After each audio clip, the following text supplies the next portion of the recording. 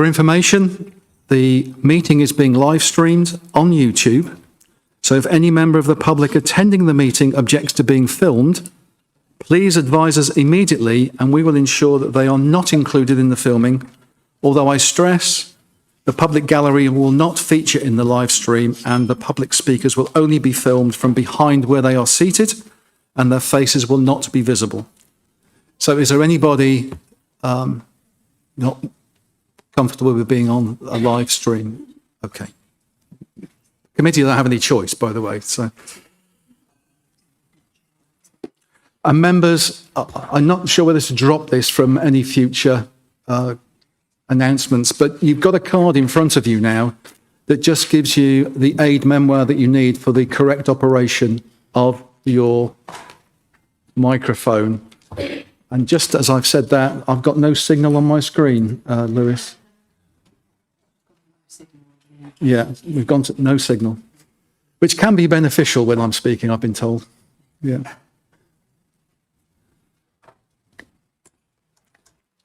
I'll let you pull that together, Lewis. Okay, let's move on to the formal agenda. So, Helen, could I have apologies for absence, please? Chair, you have apologies from councillors Rachel Hood, Sarah Mildmay-White and Don Waldron. Thank you, Helen. And we do have a substitute for Councillor Hood, but they are stuck on the A14 in a traffic jam caused by an accident. So we don't know when Councillor Lynch will actually join us. If he does join us mid-application, then I will advise him that he can't contribute or vote on that item. So, minutes of the last meeting. Could I ask if there are any comments or corrections? Councillor London, please. Thank you, Chair. Page 21 of the pack, sixth paragraph down.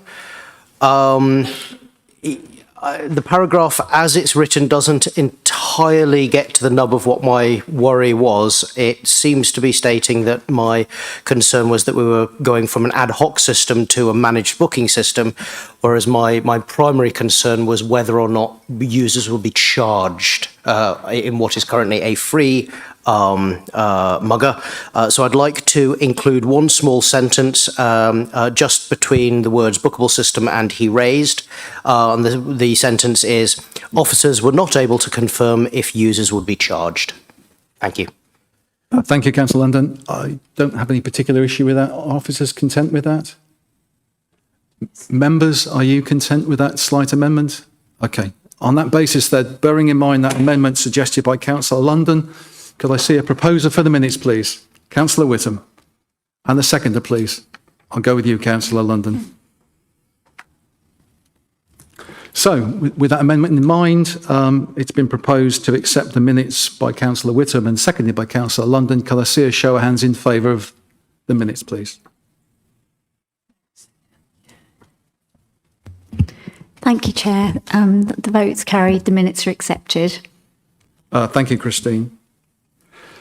Item 4 on the agenda is declarations of interest. Members are reminded of their responsibility to declare any disclosable pecuniary interest, other registrable or non-registrable interest which they have in any item of business on the agenda, and that should be no later than when that item is reached and when appropriate to leave the room. Leave the meeting, which would actually mean leaving the room, of course, prior to discussion and voting on the item. At this point, have any... Councillor Mason, please. Thank you, Chair. Item 2 on the agenda, I am also a town councillor, so it's is it non-registrable interest? I think it's what we'd say it's not a non-registrable interest. It's in the interests of transparency. It's a declaration in the interests of transparency and to avoid the perception of bias. So, and just in clarification, I don't sit on the planning committee at Haverhill Town Council and I'm not predetermined. Okay. Thank you. Thank you, Councillor Mason. Any other members? Councillor David Smith, please. Yes, my usual declaration for clarity that I'm on the Town Council, although this is a item, sorry, number 6, is it on the agenda? Sorry, 7. Oh, the mugger. Yeah. Yeah. and that's it's a survey application anyway. So I suppose we're all covered by that. So thank you.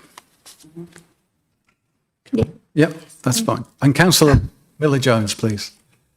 Same. Okay, thank you very much indeed.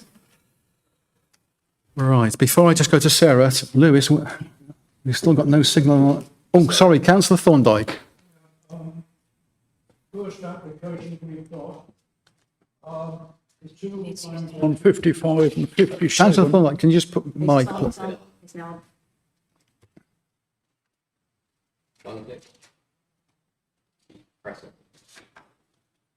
That's better. Sorry, the plans on 55 and 57 both include my house, along with many others. So I don't think I've got an interest. But I'll say it's, they're there just for the sake of it. Yes, You okay with that? thanks. No, you turned yourself off. Oh, no. Can we just borrow one of those cards? Okay. It says I'm currently speaking, so I'll speak. Yes, I think that would be the same, Councillor Thorndyke, in the interest of transparency declaration. Thank you. Thank you, Christine. Thank you, Councillor Thorndyke. Okay, short pause. No one else is declaring. Right, on that basis then, we will move on to the agenda item 5, which is Land East of Bury Road, Stanton. And Sarah, I'll hand the responsibility over to you as case officer to present your application. Thank you. Thank you, Chair, and good morning, everybody. My presentation isn't on the screen. Yep. Something must have been kicked underneath the table or something.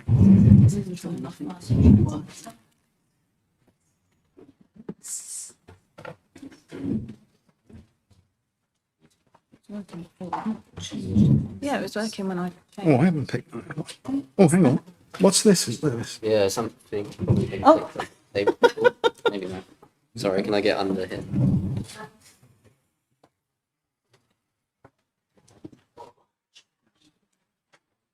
Where does it go?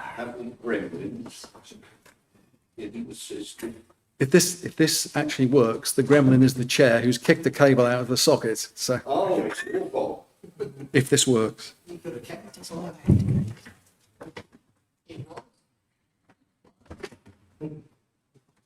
Not in that white box. Is it that one? No, so this is coming from there. Okay. It's got to go into which one?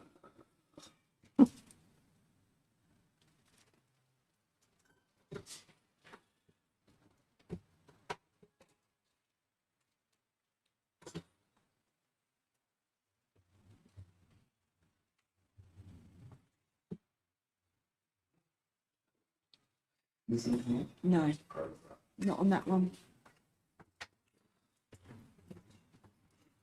Oh, hang on. Something looked like it was happening on the screen. No, okay.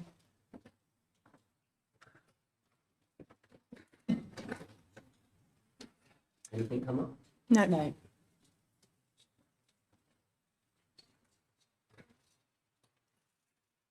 Lewis, is the live stream paused? No, sorry. Could we just pause that? Sorry to interrupt. Yeah, let's do that. Just if you advise, Chair, we're just going to pause for a minute. Yeah, let's have a 5 minutes. Just formally pause while we sort this out. We are just going to pause.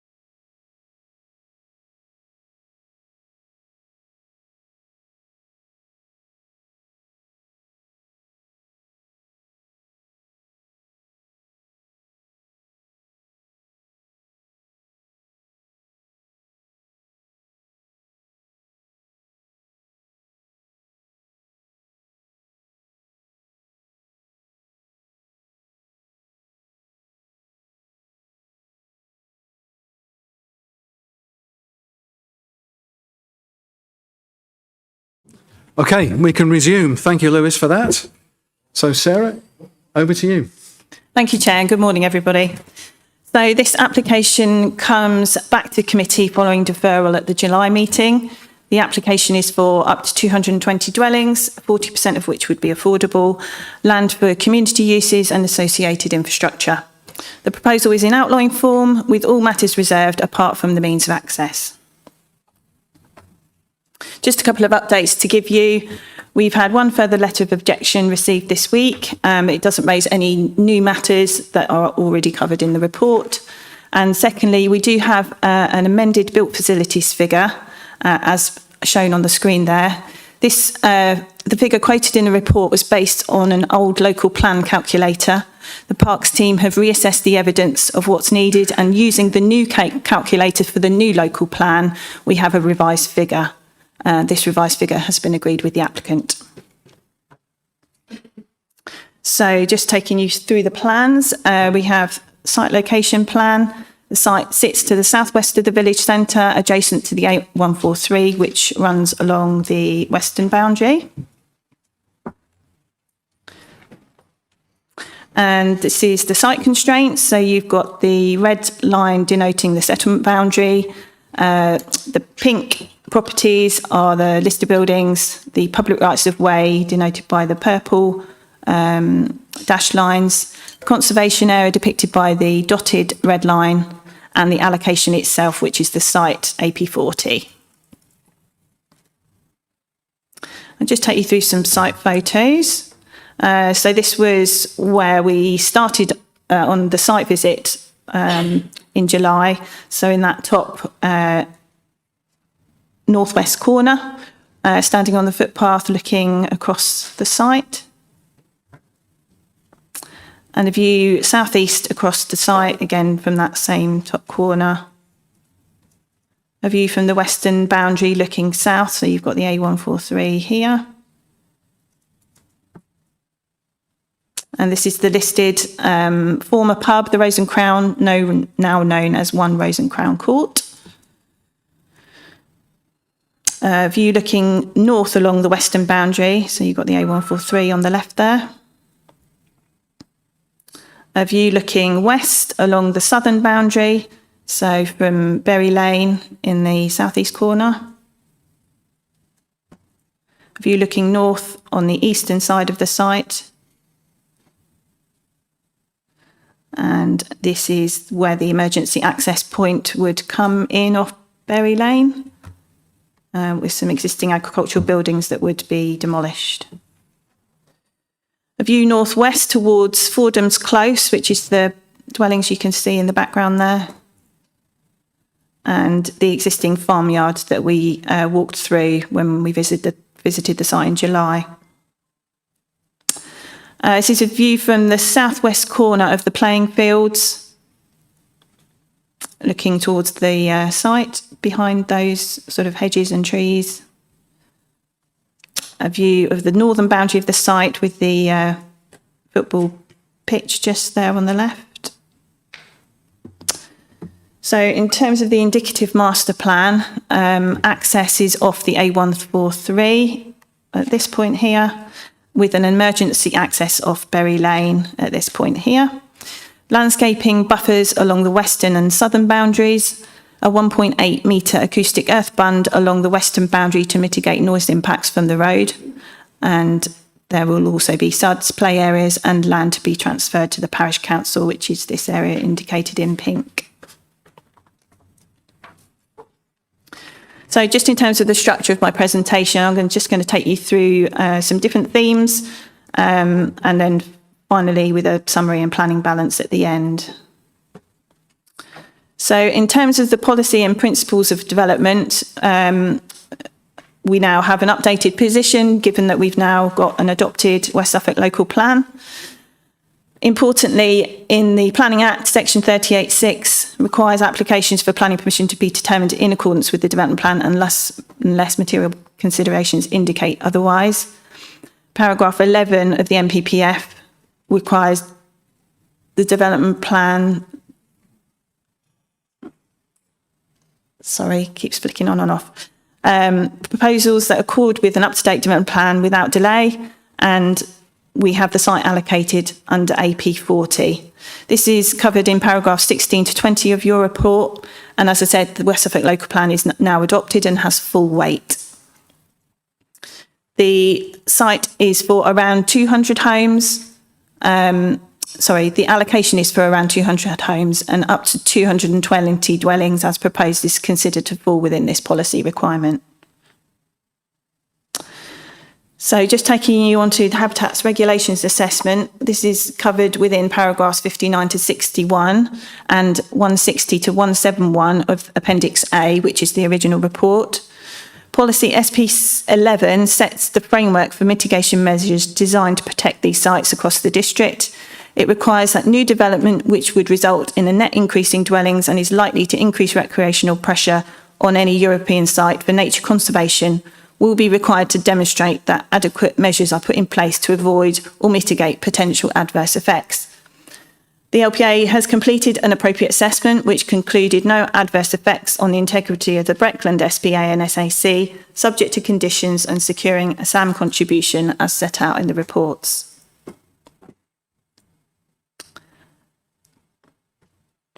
So just taking you through the highways matters. So I've broken the highways plan into 3 sections because it's quite big.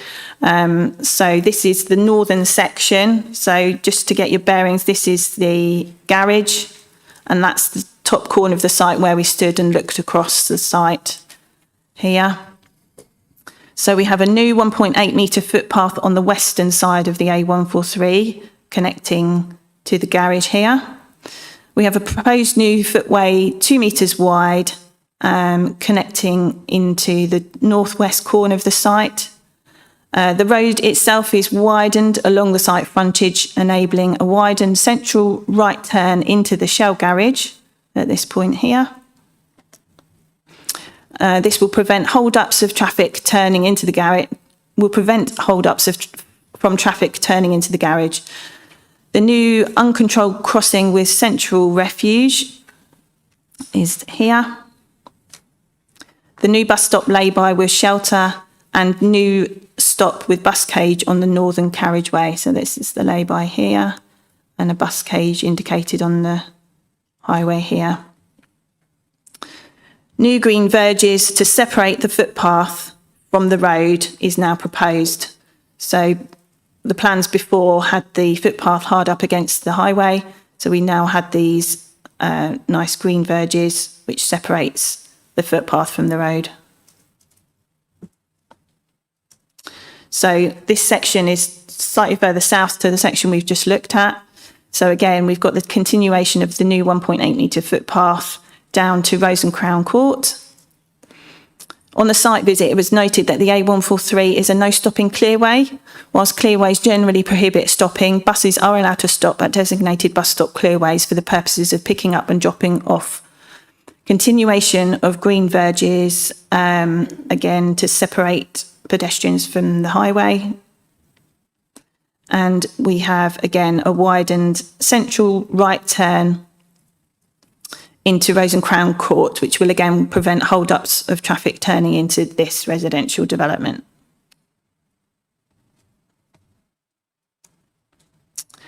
We have a light-controlled pedestrian crossing at this point here.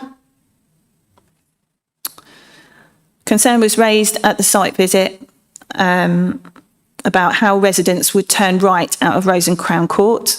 Residents will continue to give way and egress when the lights are green within gaps in the traffic, as they do now.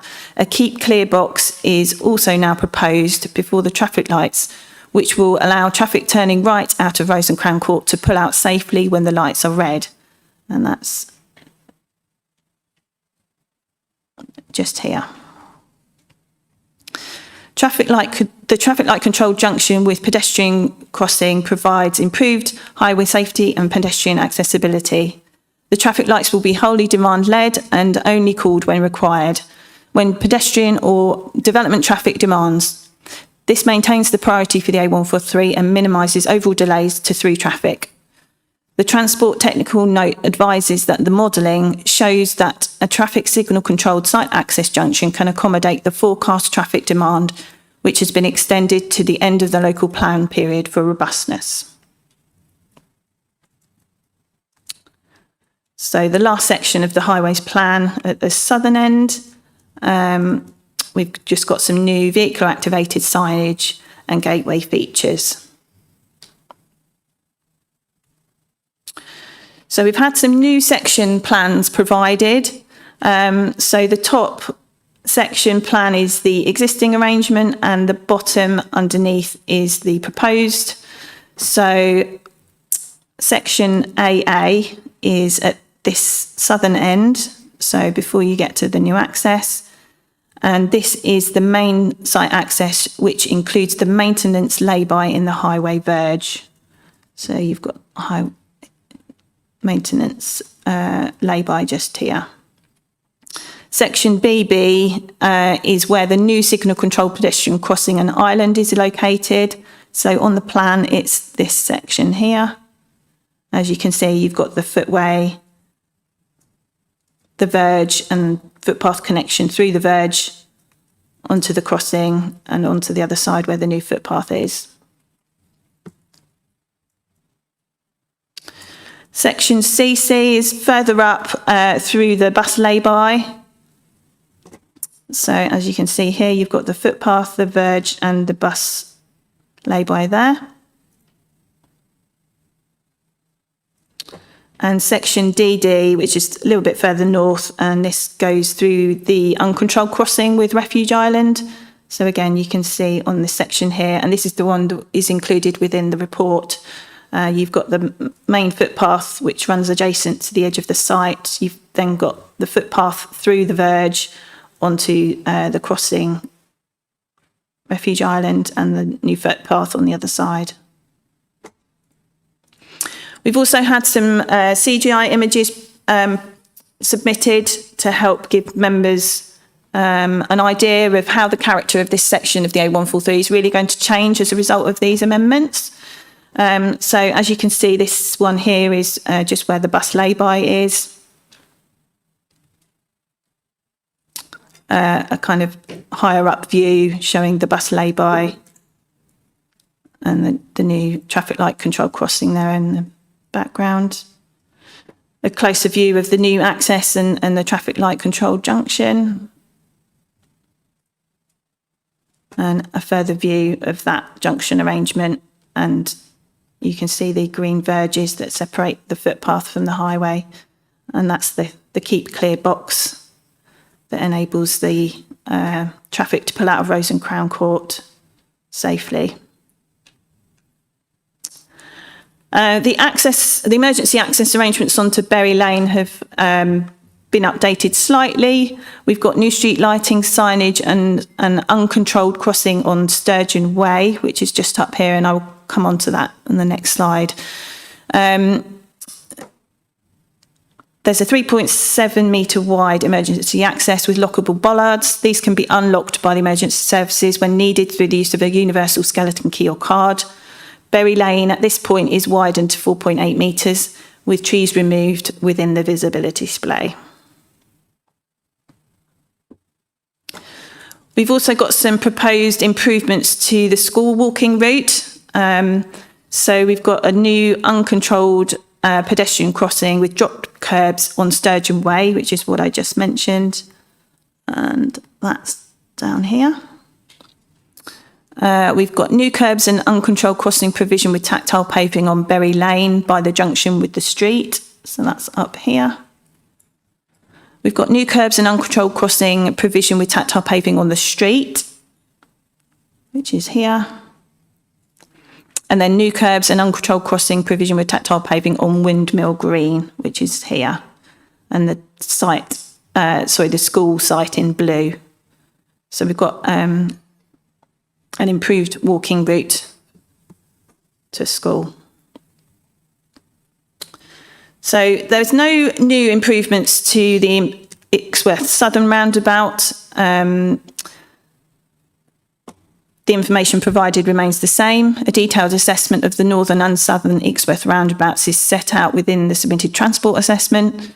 Surveys observed that queues extended back from the southern Ixworth roundabout along the bypass and onto the circulating carriageway of the northern roundabout, consequently blocking southbound traffic joining the northern roundabout, causing a knock-on effect of queuing on Bury Road. The provision of junction improvements to the southern roundabout will remove the exit blocking back issue and, as a result, improve the performance of the northern roundabout. For the reasons given in the report, it was agreed it was not necessary to review the data on traffic flows at this roundabout.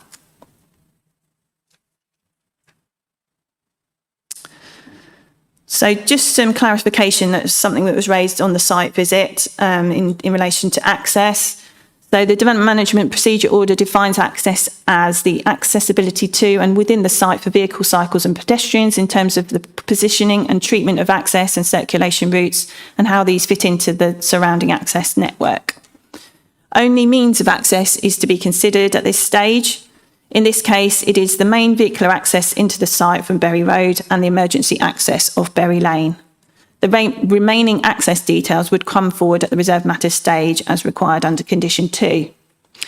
Condition 22 relates to the provision of green and blue infrastructure, and this requires the details of access points onto the recreation ground to the north and northwest corner, southwest corner onto the new footpath connection, and the southeast corner onto the Bury Lane to come forward with the reserved matters submission.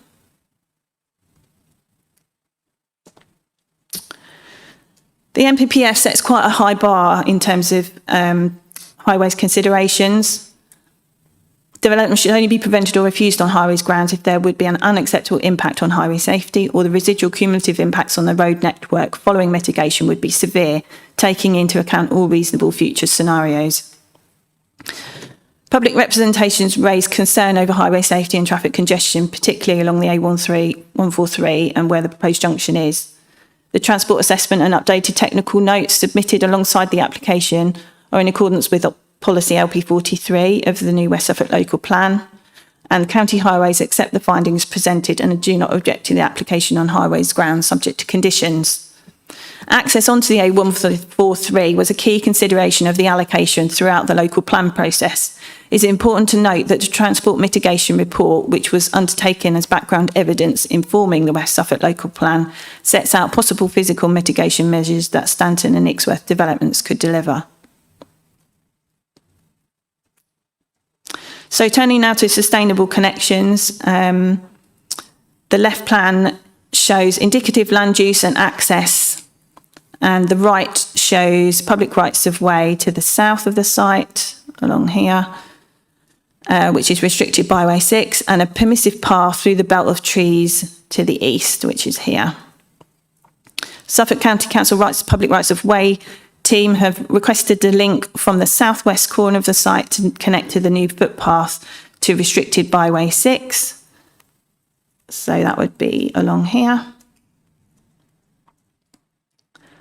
The Section 106 will secure the necessary funds for the order making and the works. From the emergency access point, it is just 400 metres north along Bury Lane to the pub on the street, with further shops and services also in close proximity. The site also links to the Shell garage on the A143 to the west. There is also connectivity shown to the north to the recreation ground and playing fields and village hall beyond. So turning now to ecology and biodiversity, the Council has a duty under Section 40 of the NERC Act to have regard in the exercise of their functions to the purpose of conserving and enhancing biodiversity to further and the general biodiversity objective. Previous survey work and conclusions in relation to great crested newts, hazel dormouse, invertebrates, hedgehogs and brown hare were considered still valid. Further work is still required in relation to skylarks, bats and reptiles to better understand the impact of the proposals on these species and how any impacts can be avoided or mitigated. The information provided at this stage to support the application provides certainty that the likely impacts on designated sites, protected and priority species and habitats, with appropriate mitigation measures secured, the development can be made acceptable. Turning now to landscape impacts.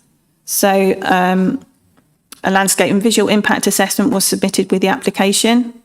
Allocation policy AP40 requires strategic landscaping, including a new boundary to the south with the countryside and to the west adjacent to the A143, as well as the retention and enhancement of existing species-rich hedgerows, providing appropriate buffers.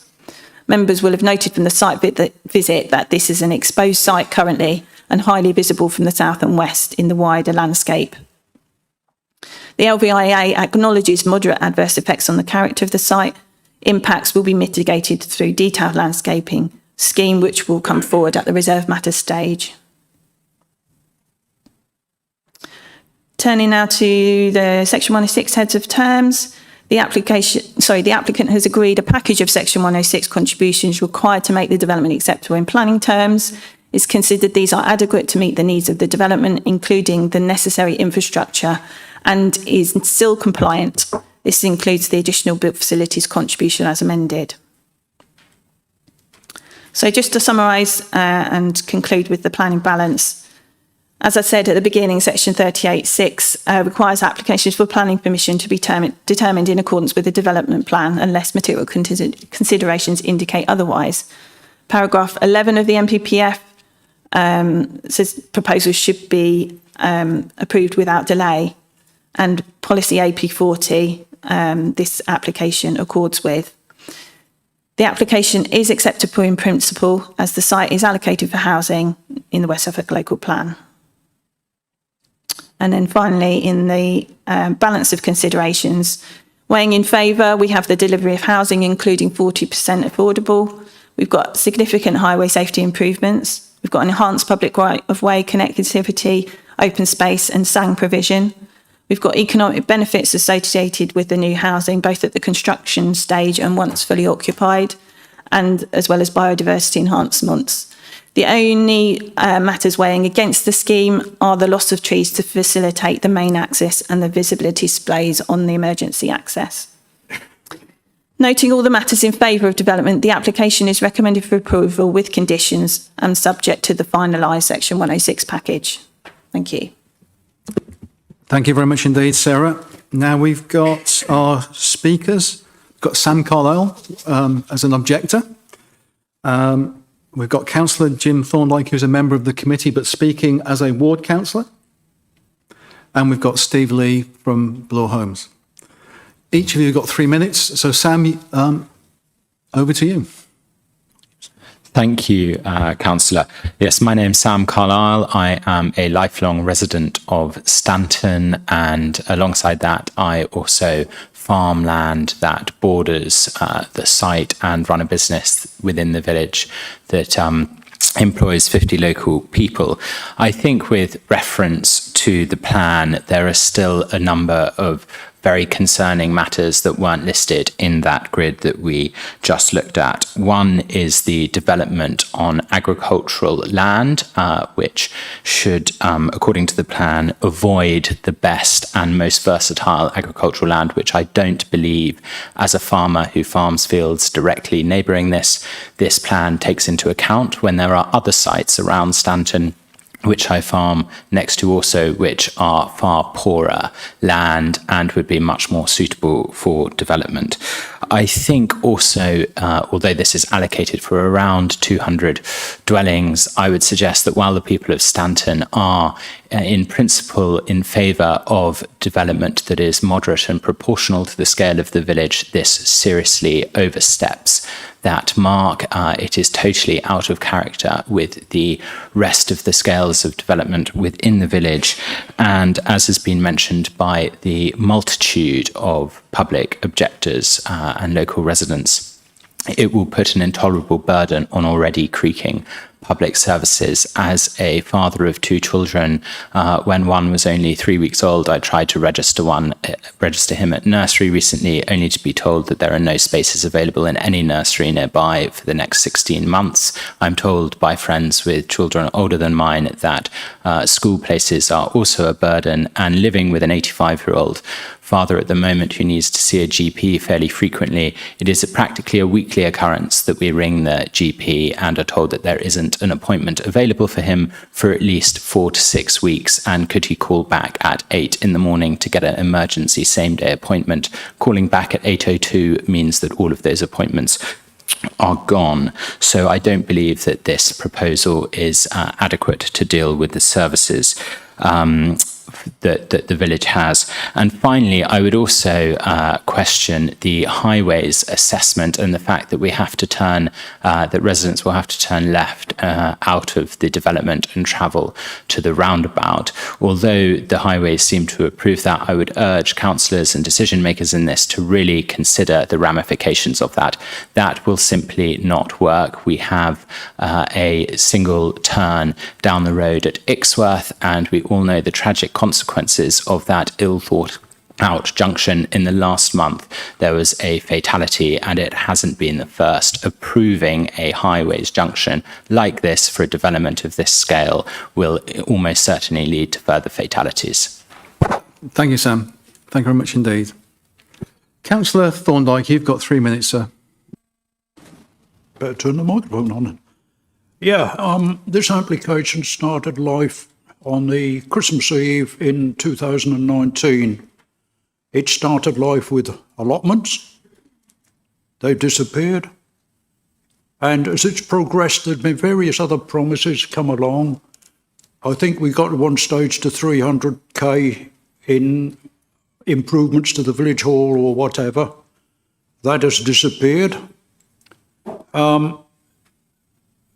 The piece of land that they're promising the parish council is because I suspect they didn't put anything too near the football pitch. I can rest assured that I can hear the football pitch from my place, and it's 400 yards away from where I'm listening, so they're not going to get rid of it that quickly. Services, we've all heard how bad the services are in the villages. The doctors we looked at. The primary school, nobody is mentioning, not even the papers, that the school now has a SEND unit, which has children coming in from various places in transport, some with helpers, and it is increasing the staff at the school. There's no mention of that in these papers at all. So the situation there, existing as a problem, is going to get worse with this development and with what's going on around.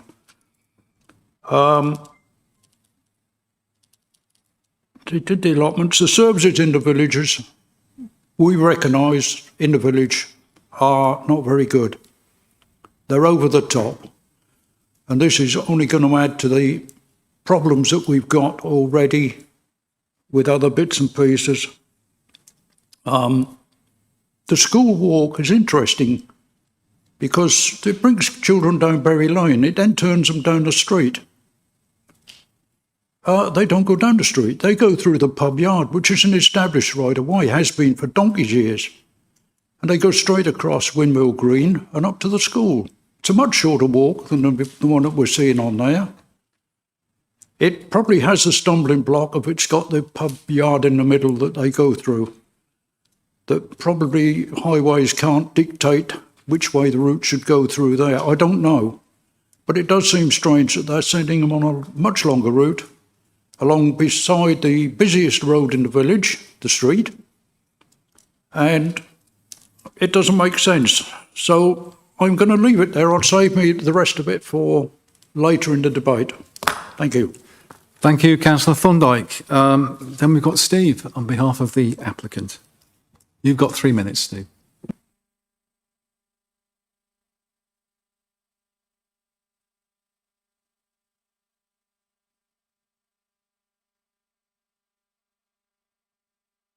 On again. And I am grateful for the opportunity to address you again this morning in relation to Blaw's outline application on land east of Berry Road, Stanton, that could provide up to 220 new homes. A lot has happened since we last met in July. Your local plan has since been adopted, and our site is now a confirmed allocation within the plan. There is now an expectation that this site will come forward for early residential delivery and will assist with providing some of the much needed housing for West Suffolk. We know the council has promised an early review of the local plan, and we also know the council remains keen to maintain a positive 5-year housing land supply. For our part, as house builder with a positive reputation in the local area, Bloor Homes is committed to swiftly delivering on this site in our usual timely manner. Since the July meeting, there have been comprehensive discussions regarding the details and delivery of safe access to and from the site and impacts on the A143, which has now been concluded to the satisfaction of Suffolk County Council Highways, as well as the District and Parish Council. Concerns that had been raised by members in terms of maintaining the traffic flow along the A143 and questions of the newly proposed junction and pedestrian safety have all now been addressed. This includes proposals for a footpath that is set back from the road, provision of a central island refuge and a keep clear box that will allow space for vehicles to turn right out of Rose and Crown Court. There's also been further discussions on the Section 106 package as was requested by members, which now include a built facilities contribution of approximately 72,000. Other benefits from the scheme remain the same. A commitment to 40% affordable housing. All homes will be NDSS compliant. A certain number of bungalows will also be provided. New public open spaces will be introduced. An acceptable level of green and blue infrastructure is to be provided, and there will be land made available for community use. Overall, there will be in excess of £2.4 million in financial contributions towards education. In conclusion, the application before you this morning has been further enhanced since we last met in July. This policy compliant application has again been recommended for approval by your officers, and we remain hopeful that you will be able to confirm today that the principle of residential-led development on this site is acceptable, paving the way for future reserve matters applications to provide further details. Bloor Homes remain committed to bringing forward high-quality, sustainable housing schemes, which starts with positive engagement within the local community. To reiterate, Bloor are happy to commit ourselves here this morning to continuing to engage with the Parish Council and ward members if any issues or concerns were to arise in the future, should our application be successful this morning.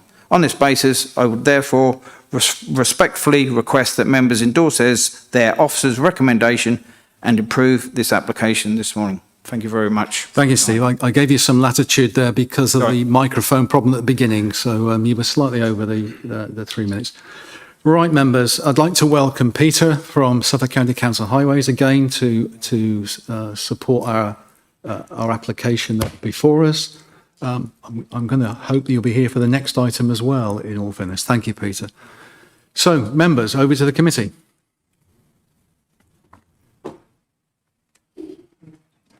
Stunned into silence. This is not like this committee. Councillor Miller-Jones, please. Thank you. Hi. I think the main concern for me is the issues, as mentioned, about GPs and the school and the parking. On page 33, we've got a bit about the parking issues that currently exist on Upthorpe Road and the fact that the school can currently accommodate parking for 7 cars. As Councillor Thorndyke mentioned, if there's now a send unit which has people travelling in from sort of outside the village, they're obviously going to be using that parking. And it says on item 43 that the existing parking issues cannot be expected to be resolved through the application. But another 200 houses it's not about resolving the issues that exist. It's about the fact that surely there's going to be so much more pressure now and saying, oh, well, we're going to encourage people to use sustainable travel. We all know that doesn't always work. We all know that parents, they drive to school for a number of reasons. They might have mobility issues. They might be going straight to work and they don't have the time to drop off and then walk all the way home to then drive to work if they commute. And some of them they're not going to change their habits. It's their habit to drive. My son goes to school in a village, and plenty of the parents who live in the village for some reason still drive to the school and block up the road. And, it is, I don't know, I can't understand how this can say it's not expected to unacceptably worsen the current situation when we're talking about 200 houses and 7 parking spaces that already aren't accommodating the parents. So that I would like to understand how it's not going to worsen it. yeah, it's the infrastructure. Those are my concerns. Thank you. Thank you, Councillor Miller-Jones. Councillor David Smith, please. Thank you. Yeah, I'll try to be brief. Obviously, this site has been allocated housing, so we know that the principle for development is already there. And it came back for deferral, but for certain specific reasons, as far as I'm aware. The question is, have those amendments satisfied our concerns? I'm not going to say now whether or not I agree that they have, but if we're going to get into long debate, I think we've already had that debate about services and whatever. To me, it's whether or not the amendments that have come forward today satisfy our requirements. Thank you. Thank you, Councillor David Smith. Councillor Phil Whittam, please. Thank you, Chair. Yes. With the controlled crossing on the A143, I would like to ask whether that will be controlled by pedestrians only, or whether cars waiting at Rose and Crown Court to come out onto the 143 will trigger underground, so that they don't sit there just waiting for a pedestrian to come along and operate the light. So that's just one simple question. Thank you. Thank you, Councillor Whittam. Councillor Thorndyke, please. Thank you, Chair. Bit of variety, I suppose. The chap from Bloors mentioned that they didn't have a site until the local plan went through in July last year. In fact, in the early stages, our planning policy team stated that it should be refused because it was not an adequate site. And 4 years later, suddenly it gets around to being a site. It wasn't accepted by the locals in the early days, and it still isn't. The doctors' problem, we come back to this little thing about the planning applications won't solve existing problems. Nobody is doing the second half of that statement. Planning applications cannot remove existing problems, but they should not add to the problem. And I'm not hearing that at all from anybody. But it's very relevant. The doctor's surgery, we have a bit on page 33 on about waiting, parking spaces and all the rest of it. And we're told that many surgery sites like this do not have adequate parking. I suggest that somebody looks at Bottersdale, Ixworth and Woolpit, all rural doctors, all have at least 40 parking spaces. And that is, in several cases, is not enough. But it's a bit misleading to say that, local doctors don't have any space. 3 locals, which all have Stanton patients, do have 40 spaces at least of parking. This one has 13. It doesn't mention where the staff park, where the doctors park, or where anybody else parks. The influencers' parking spaces are for visitors. Not true. Tell me where the doctors and the rest of the people, staff, park for this surgery. I can tell you, but I'll wait for the officers to come back and say why. Where? The primary school, as I've said already, has a new unit going in there, which is going to add to their problems. Not down to this, hopefully down to this development. But the extra kids from this development are going to be getting shipped out to anywhere under the sun because there won't be space for them in Stanton. Bus stops, we did a lovely display on the new bus stop on the southbound carriageway. We didn't do anything on the bus stop on the northbound. Now, in peak hours, a bus stopping there is going to tail back into the lights. The queues are going to be way back through the lights, waiting for the bus to get out of the way. So we have a problem there. And I think the lighting bit on the traffic lights, if I can find the relevant page, which says the lights will cycle every 2 minutes.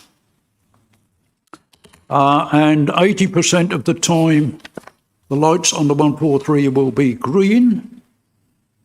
That means 20% they won't be green. But there's an also sort of little bit there that says of the time wasted as the lights phase through from red, and amber and all the rest of it, which is also delay. So you're going to get 12% of the time, I think it is. Can't find the relevant page at the moment. Where the traffic on the 143 is going to be stopped. Now, you've seen the traffic on site visits across there, 2 of them. You've seen the traffic on the 143. I just wonder if you thought what that's going to do to the queuing on the 143, which is already bad. People getting out of Barningham Road yesterday, you included, Mr. Chairman, had quite a considerable wait there to get to the junction to get out. That is only going to get worse with its lighting system. I don't understand why we've got the lighting system, because up until early this year, we were being told that the junction, a straight plain junction, would be adequate. And suddenly we get lights coming in. And lights are going to do nothing but cause queuing on that road. And they will pass every access from the village. So my route for getting out of the village won't be Old Berry Road, which is the nearest junction. It'll probably be run through the village to the other end, Airport Road, get on the 143 there, and then come up on the 143 and hope I can get through the lights in a reasonable time.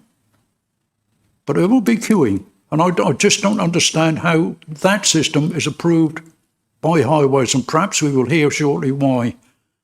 But it's going to be a nightmare. In fact, going back to the original planning policy thing, the planning policy officer at that time said there is no difference between this development and one which is being built in Warrington. That was in 19. So all we're doing is getting a housing development that could be anywhere in the country, stuck in the middle of a rural village with no relationship whatever with the village. I'm sorry, but it's a nightmare. Thank you. Thank you, as ever, Councillor Thorndyke. I've got 2 members, Councillor London next, and then Councillor Whittam, and I'll draw a line, then officers can come back, because I think there's a lot to unpack in what members have raised. So, Councillor London, please. Thank you very much, Chair. I had some very specific concerns at the last meeting with regards to safe exit out of Rose and Crown Court. I'm really happy that those have been taken on board, and I'd like to thank officers and planners for taking those concerns into consideration. I think that what we've got here, if you'll pardon the pun, is streets ahead of what we had last time. I won't comment on the other issues, but just that was my specific concern for bringing it back here. I do have one question for officers, which is possibly slightly outside of what I should be asking, so I apologise if I do. As the resident who farms the area mentioned, quality of land. Obviously, this land is in the local plan. There is houses will be built here. That has been defined. I just wanted to know whether we take into consideration land farming quality when we are developing our local plan. Thank you. Thank you, Councillor London. Councillor Whittam, please. And then after this, we'll go back to officers. Yep. Thank you very much, Chair. It's just an add-on, if you like, to my earlier question about the controlled crossing. Will it also have cameras and to view? Because there is a very prolific modern habit of a lot of motorists to simply jump red lights, or when it's starting to go amber, put their foot down instead of slowing down, and the cameras would deter and catch such individuals. Thank you. Thank you, Councillor Whittam. Okay, Sarah and Penny, over to you.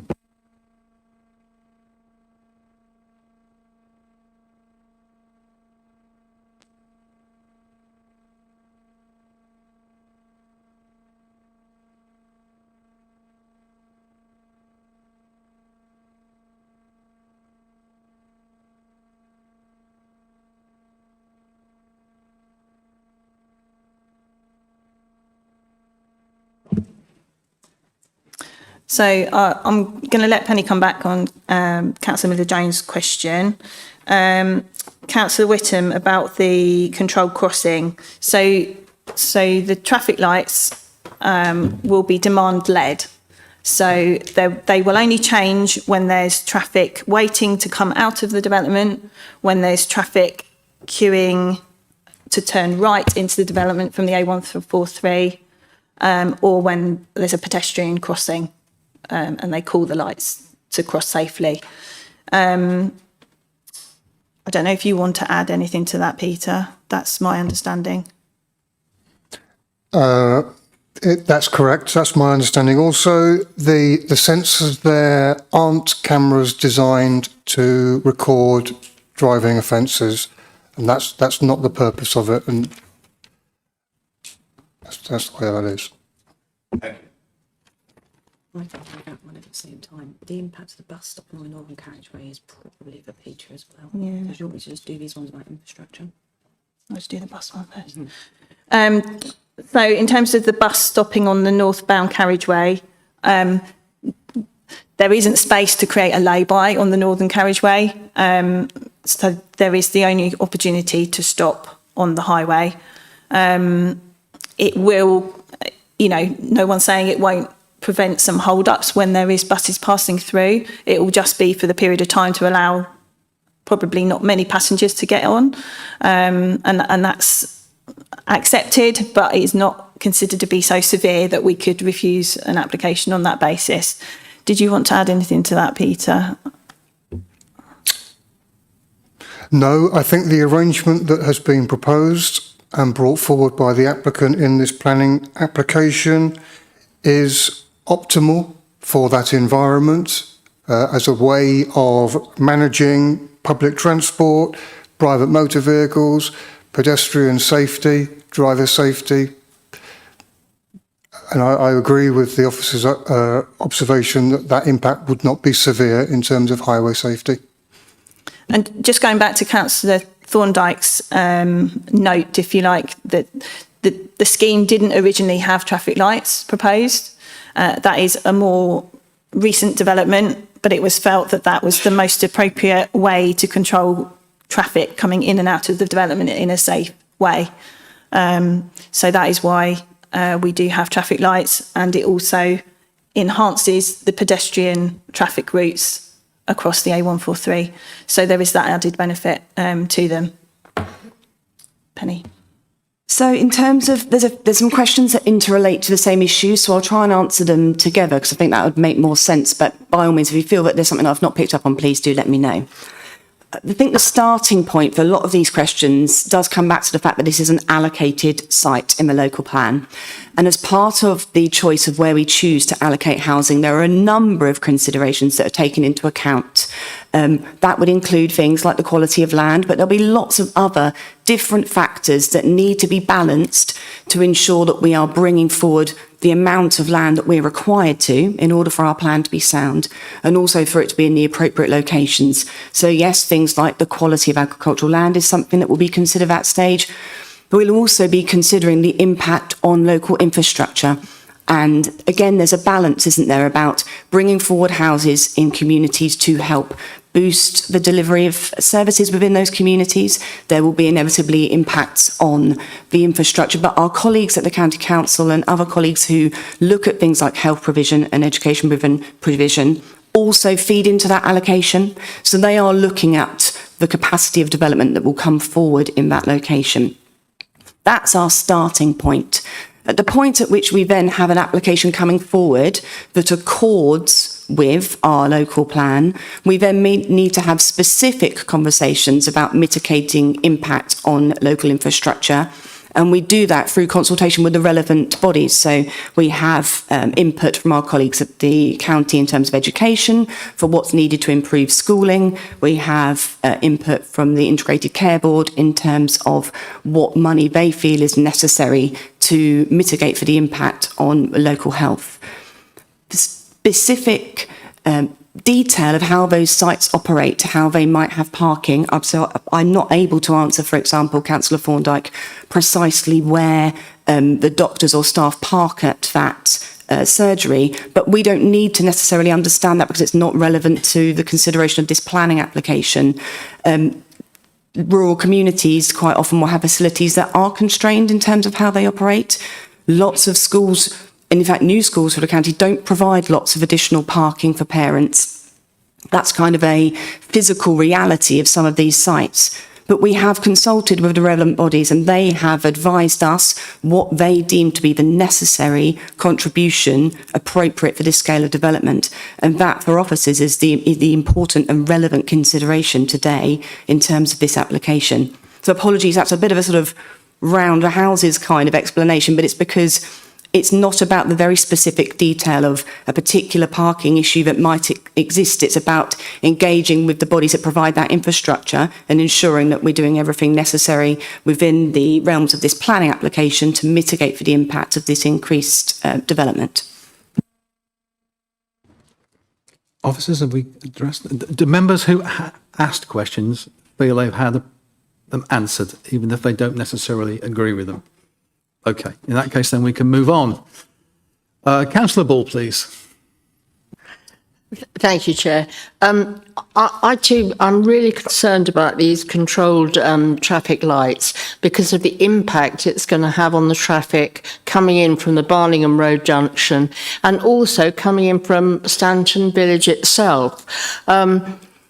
If they are triggered by cars coming out of the new development, that sounds a good way of working. But if their cars are trickling out one at a time, how many times are those lights going to come on, and the delay that's going to cause on that road, and it's just going to back up. And I don't think that's the answer. At all, and I'm very uncomfortable with it. I think it's just going to cause, and you've got the garage feeding out just before the traffic lights. That's a really, really busy garage, and it's going to get to the stage where the cars are stacking up trying to get into the garage because nothing can get out of the garage. It's a very busy area, and I don't think traffic lights are the solution there, frankly. But thank you. Thank you, Councillor Ball. Councillor Thorndyke, please. Yeah, a couple of quickies from what we missed last time. The trees. Sarah mentioned the 2 trees on the main road. Why are we having the access where there are 2 trees? They're the only 2 trees along the whole frontage of that site. So that the access could be anywhere. But it's carefully positioned so they take out the only 2 oak trees along there. Why? One of the other things that we were promised in the early stages, indeed in the middle stages of this, was work on the bus stops in Old Berry Road. We were told what was going to happen. I take it that is now not going to happen. That's another one of the bits that's been withdrawn, replaced or whatever. The health... No, I'll leave that. No, I'll leave it for now. Okay, thank you, Councillor Thorndyke. We've got Councillor Whittam, please. Thank you, Chair. Yeah, similar to Councillor London's comments earlier about the vast improvement, and I thank the officers and highways for the working on it. I think that the safety aspect of ingress and regress from the site and from Rose and Crown Court are vastly improved. And for me, that has really removed one of my objections last time round. So on that basis, I would like to propose that we approve this application. Thank you. Thank you, Councillor Whittam. Is that seconded, please? Councillor Chester. Councillor Chester, would you like to speak? Yes, thank you, Chair. Just briefly. If we go back to page 26 on the agenda, the top item and the reason for deferment was essentially on highways grounds. I think we've achieved a large resolution with that. Perhaps not the best we can get, and perhaps there could be a review on future traffic flows through there to see if this has solved the problem or created more. If that could be one of the conditions, I'd be very grateful. Failing that, I've never seen an application which is totally perfect. Never. And all the times I've been on developer control, which is a number of years. That being said, this is an allotted site. It's largely policy compliant, and I'm happy to second this application. Thank you, Chair. Thank you, Councillor Chester. Okay, I've got nobody in the queue to speak, so could officers respond, please, to the... Thank you. I think, Councillor Ball, yours was more of a statement rather than a question in relation to the lights, so it just leaves, there were 2 questions from Councillor Thorndyke here. So Councillor Thorndyke raised the question about the trees on the where the main access is proposed. This was always raised as a concern by officers, and we did explore alternative access arrangements, and they were discounted. So it is something that weighs against the scheme, as I explained in the planning balance at the end of my presentation. But we will secure significant replacement trees as part of the Reserve Matters application. So it is certainly regrettable, but we will certainly ensure that we have sizable replacements as part of any replacement planting scheme, as part of the Reserve Matters application. Works to bus stops on Old Bury Road. I've only been latterly involved in this application, and I'm not aware that there were ever any proposed works to the Old Bury Road bus stops. We've got Jim shaking his head, but I'm not aware of any. But we do have 2 new bus stops proposed on each carriageway as part of this development, and the Highways Authority are happy with what's proposed in that respect.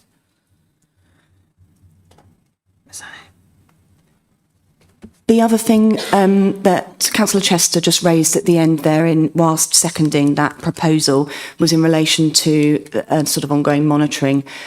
I don't believe that's something that would be possible by planning condition. However, I don't know whether Peter is able to advise. Obviously, this is an adopted highway, and there are separate processes and checks that they would need to go through that are separate to the planning process. So I don't know if Peter could provide some just comfort to members in terms of the other technical side of things that's separate to our planning decision, because it's not just us that get the final say when there's works on a highway. Obviously, the Highway Authority are heavily involved in that. So if you were able, that'd be great, Peter. Thank you. Well, the works will be subject to technical approval and agreement with the Highway Authority in the usual way under Section 278 of the Highways Act. That enables us to ensure that all of the works that are proposed are correct in terms of specifications and in accordance with the application. That's standard practice, as you know. We do monitor the carriageway, and we will continue to monitor the highway network in Suffolk. That's in terms of capacity and accident data and the other things you can imagine. There isn't a specific monitoring package that would be associated with this development, or that is normally associated with development outside of the travel plan that has been submitted, and that will be something that is reviewed for 5 years to evidence that the measures that the travel plan proposes are achieved, or are achieved as best as possible. And I would agree with the officer of advice that the Highway Authority wouldn't be looking to recommend a condition to secure some period of additional monitoring for this development.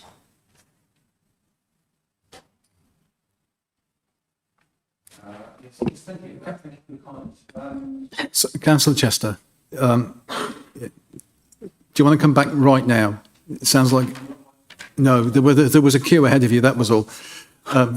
No, keep your button on. And I'll call you when we get to that. Is that okay? But you can come back now if you want. Okay. So, Councillor Chester, please, Lewis, can we... It's just the monitoring. It would have been... I gather the process is not to monitor as the site progresses. to see traffic flows? Because it's been a major source of irritation for this committee, so it would seem, about the potential for damage and design of the junction, and some monitoring may help appease the opinions of this committee. That's all. Thank you. Thank you, Councillor Chester. Councillor Neil, please. Thank you, Chair. I want to take advantage of Peter being here, and this is for my knowledge as much as anything. The holding area, where they're going to turn right onto the site, is there a calculation that determines how large that's going to be? Like, I don't know whether it's determined by the amount of traffic that uses that road, and how large is that on this application? How large is that holding area? I would like to think it's more than one car. Councillor Neil, by holding area, we mean the right turn lane, northbound flow into the development, just to be clear. I think that is of a dimension that's going to be holding about 5 vehicles in a queue to in advance of the right turn green signal, which in our opinion is sufficient. In terms of how the length of that holding area is calculated and what its methodology behind that calculation would be, I'm not aware that there is a specific methodology that has led to the design and calculation of this. I would imagine that it is probably a combination of assessing traffic capacity and traffic numbers and needing to be within the constraints of what can be achieved within the maintainable highway. So those processes will have been followed in the main by the applicant in terms of the development and proposing the junction design, and then reviewed by us in terms of its acceptability on the highway. And we are satisfied that the junction that's being proposed is acceptable and will make, I think, for an attractive, safe entrance into the new residential development. Thank you, Councillor Neil. Thank you, Peter. Councillor Mason, please. Thank you, Chair. Thank you, Chair. I've just got a quick query regarding replacement trees on another application elsewhere near Haverhill. I've had a running saga with replacement trees. A mature oak takes between 30 and 50 years to mature, so it is a loss if we are going to see those trees removed. Are there assurances that can be given that small whips are not going to be put in, and that actually that there is going to be a minimum size to try and mitigate the loss that there is? And if there isn't, can that be conditioned? Thank you. Thank you, Councillor Mason. Councillor Thorndyke, please. Thank you, Chair. Just a quick question of Peter, taking advantage of him being here. I wonder if he can tell us of any similar setup, small housing development facing onto a main road with traffic lights put in, that we can go and have a look at, that's in operation now, so we can work out whether we are going to have problems or not. I wonder if you know of any. Thank you, Chair. Councillor Thorndyke. Yeah, sorry. Yeah. Should I go ahead? Yes, please. I can't think of anything in this area where we put a signalised junction into new development. There's a development in Felixstowe that's gone in off an A-class road there that has been signalised with a junction design that is very similar to what has been proposed here. It's functioning very well. Of course, there will be concerns about whether queuing and capacity would be concerns, but I myself have been through the junction a number of different times a day during peak hours, and it functions well and provides, importantly, to be in accordance with the MPPF, the safe pedestrian crossing of that carriageway. Councillor Thorndyke. To judge the scheme. Felixstowe's a fairly big place. I wonder if you can narrow it down a bit, please. Would it be okay if I provide the details to you privately after the meeting, sir? Yeah, okay. Thank you very much indeed, Peter. Right, Councillor David Smith, please.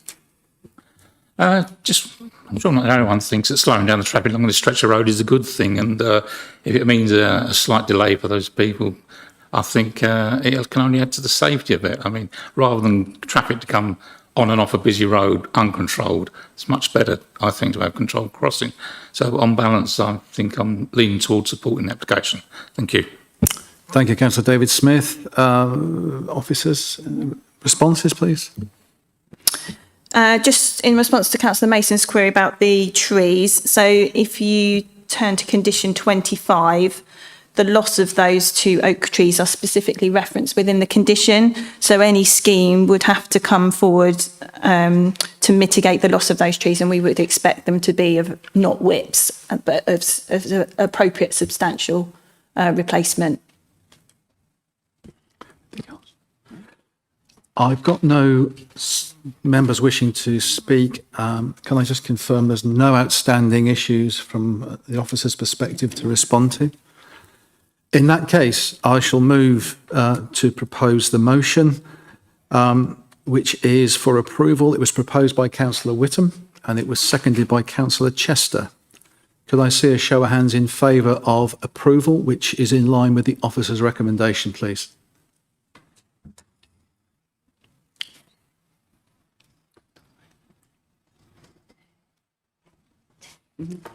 And those against, please?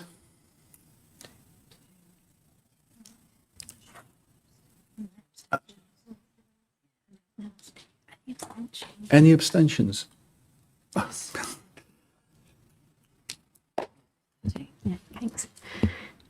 Thank you, Chair. So that's 10 votes in favour, 2 against and 1 abstention. So the motion is carried and the application is approved. Thank you very much indeed, Christine. Thank you, everybody. And I think it's time for, yes, a comfort break.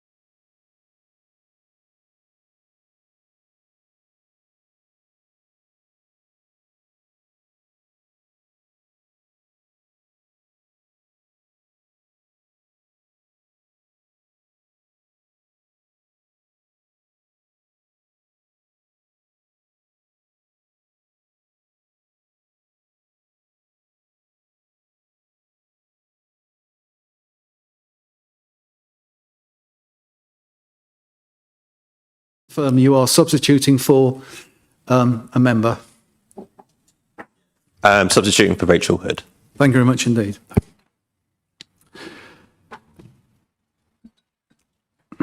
Just get my pencils in order. Okay, right. So we're now on to agenda item 6. And Amy has joined us and she will be making the presentation as the officer. Over to you, Amy. Thank you. Good morning, members. So here we have a planning application for the variation of conditions 2 and 23 of the outline permission at George Hill Nurseries, Barningham Road in Stanton, which was for 10 dwellings with associated new access. Condition 2 requires the development accordance with the approved plans, and condition 23 requires the carriageways and footways serving the dwellings to have been constructed to at least binder course level in accordance with the approved details prior to the occupation of any of the dwellings that they serve. The variation of these conditions seeks an amendment in relation to the approved footpath improvements plan, specifically on the western side of Barningham Road. Just to provide a little bit of background regarding this site, the outline planning permission was for up to 10 dwellings and the associated access, with all matters being reserved apart from the access. The application was refused by the local planning authority, with the reason for refusal being the principle of development due to its out of settlement boundary location, as well as the proposal's impact upon the character of the street scene. However, the decision was appealed by the applicant and the planning inspector allowed the appeal, issuing outline planning permission for the site in April 2022. In 2024, a reserve matters application for all other details was submitted and approved, along with conditions for the outline permission being discharged. And for those of you that visited the site yesterday, you will see that works have now begun on the site. Before I start the presentation in full, I'd just like to address 2 errors which I made during the site visit yesterday. For those members who were there. The first being that the tree which I highlighted as the one which prevents the approved western footpath as approved coming forward is not the one directly next to the high voltage pole. It's actually a little bit further south. So I've shown it on this photograph here, but also on the plan.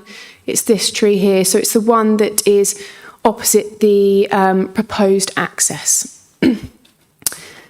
The other error that I made that I would just want to correct is that the western footpath within the application site boundary will actually have a full height curb installed, apart from where the crossings are proposed, as it has been demonstrated in the blue on this slide. So we've got the curb here, and then just on the wider plans, it's shown here and here. So this curb will be lowered to the north to tie into the existing footpath, which is outside of the application site boundary.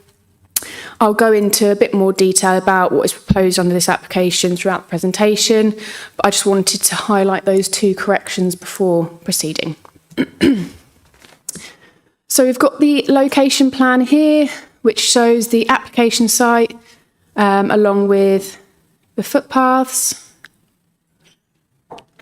And just for a little bit of context, I've put the application site here is to the north of Stanton, and this is roughly the centre of Stanton Village.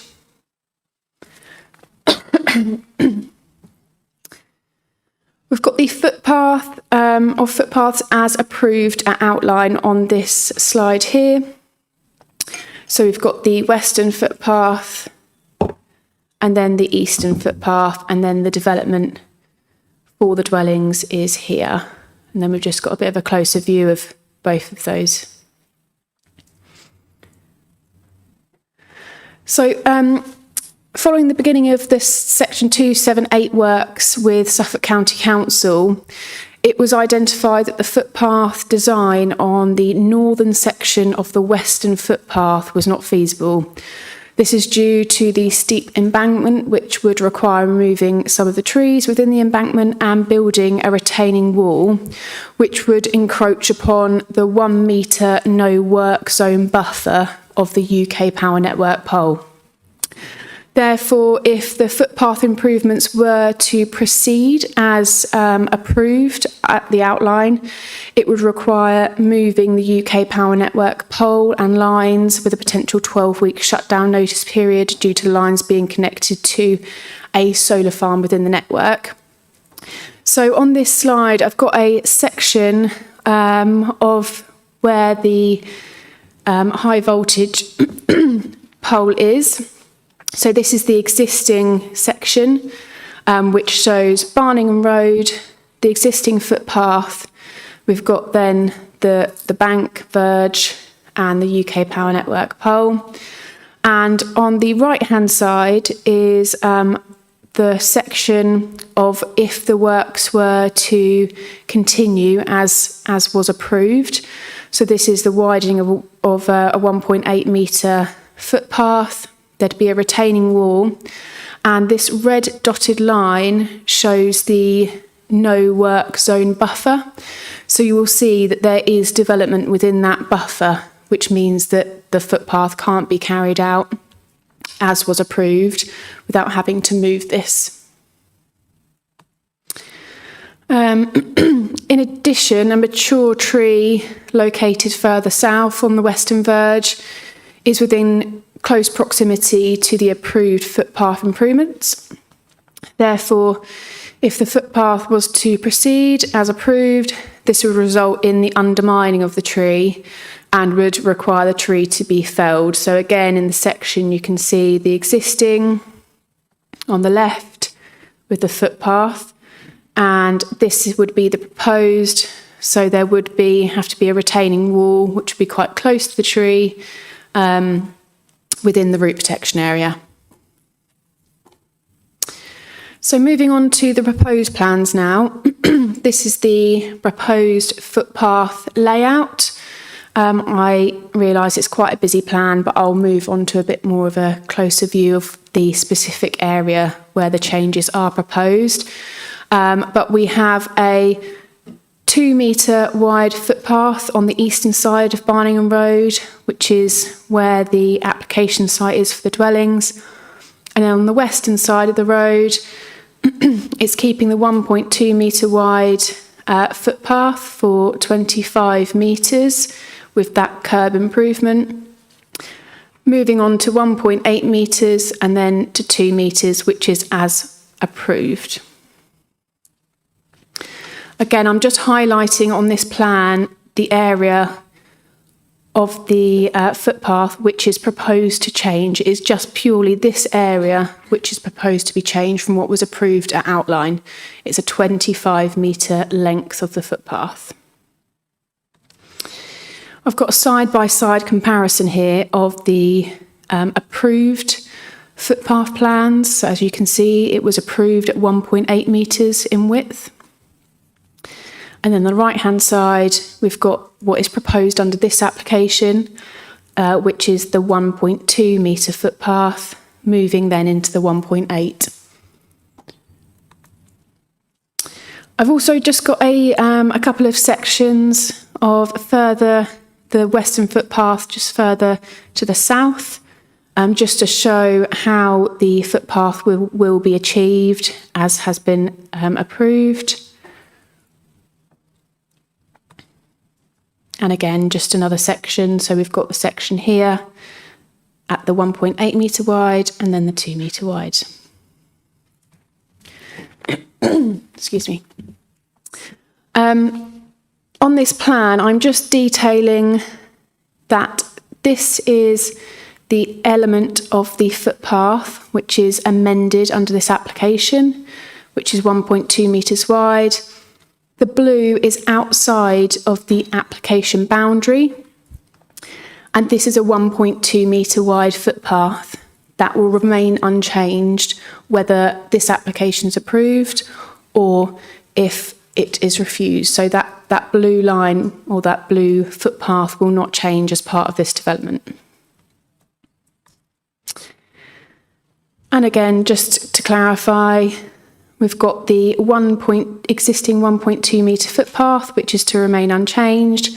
We've got that 25 metre section, which is to be retained at 1.2 metres under this application. And then the two green lines just indicate the footpath improvements. So on the eastern side of Barningham Road, we've got a 2 metre wide footpath. And then in the green on this western side, it's 1.8 metres widening to 2 metres. I'm just going to go through some photographs of the site now. So this is looking out of the existing access onto Barningham Road. So I'm standing in the application site here. This access is to be blocked up as part of the application. The main access into the site is further to the south, and I'll show you in the photographs. I'm standing at the existing access here, kind of looking south down Barningham Road. I'm looking onto this western footpath, and you can hopefully see, it might be a bit too small, but this is the full height curb, and there is a drop in the curb along here. So as part of this application, the curb will be raised to full height. I'm looking north up Barningham Road from the existing access. So again, this is the western footpath, and just further up is Ashmore Nursing Home on the right-hand side.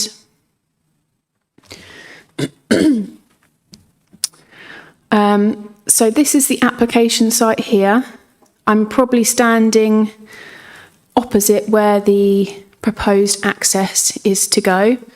And I'm looking on the western side of the footpath. So from this area, this will be improved to a 1.8 metre wide footpath. And again, just standing in a kind of further up position. I'm now looking into the application site from that western side. This is roughly where the proposed access is to go to access the dwellings here. And then I'm looking towards George Hill Bungalow in this photograph. So the 2 metre wide footpath will come along here. There is a small area where it will go to about 1.8 metres wide, and then we'll revert back to 2 metres. And now I'm right up the other end by Ashmore Nursing Home, looking down towards the application site is on the left-hand side. I'm stood on this western footpath. This is not proposed to be changed either with this application or what has been approved at outline. So this will remain like this. A little bit further down, again, this element of the footpath will remain this width. And then this is the existing access, which is to be blocked up. And this is roughly where this application site starts, the red line for the application site starts. Looking across to the application site, looking south. And then Duke Street is just here. This is kind of roughly where the improvements will end on this side of the carriageway.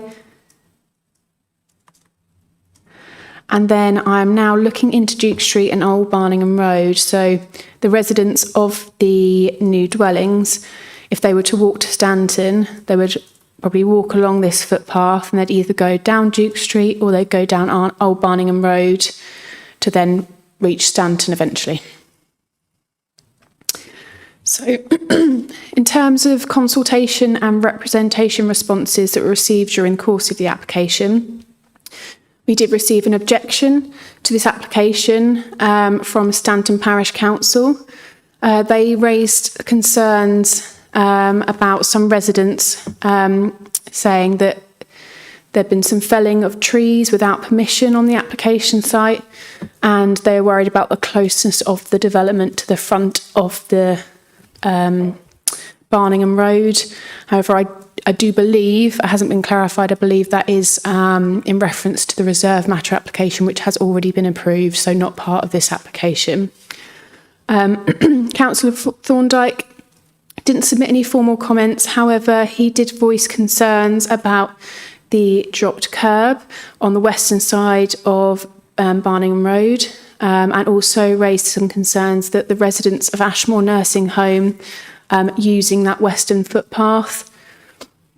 Suffolk County Council Highway Authority have no objection to the proposed footpath amendments and have advised they think it is a pragmatic solution to deliver the footpath increased width where it is possible, but in the areas of the trees and utilities that they do accept the limited width of the footpath.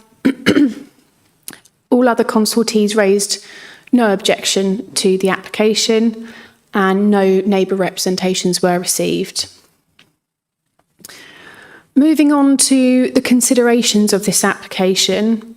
So we can only consider the kind of amendments for this particular application. So it's just, we are just looking at the footpath. The principle of development has been established. So we are just looking at that one amendment to the footpath. And I've just said, but the application seeks to amend a 25-metre length of the approved footpath.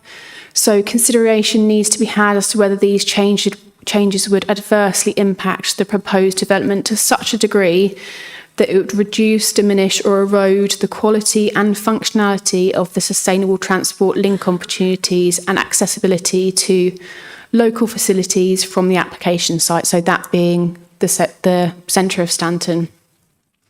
We do also need to give consideration as to the footpath safety as well. On this plan, I'm hoping you'll be able to see it, but this just indicates the route that the residents of the site would take to access Stanton.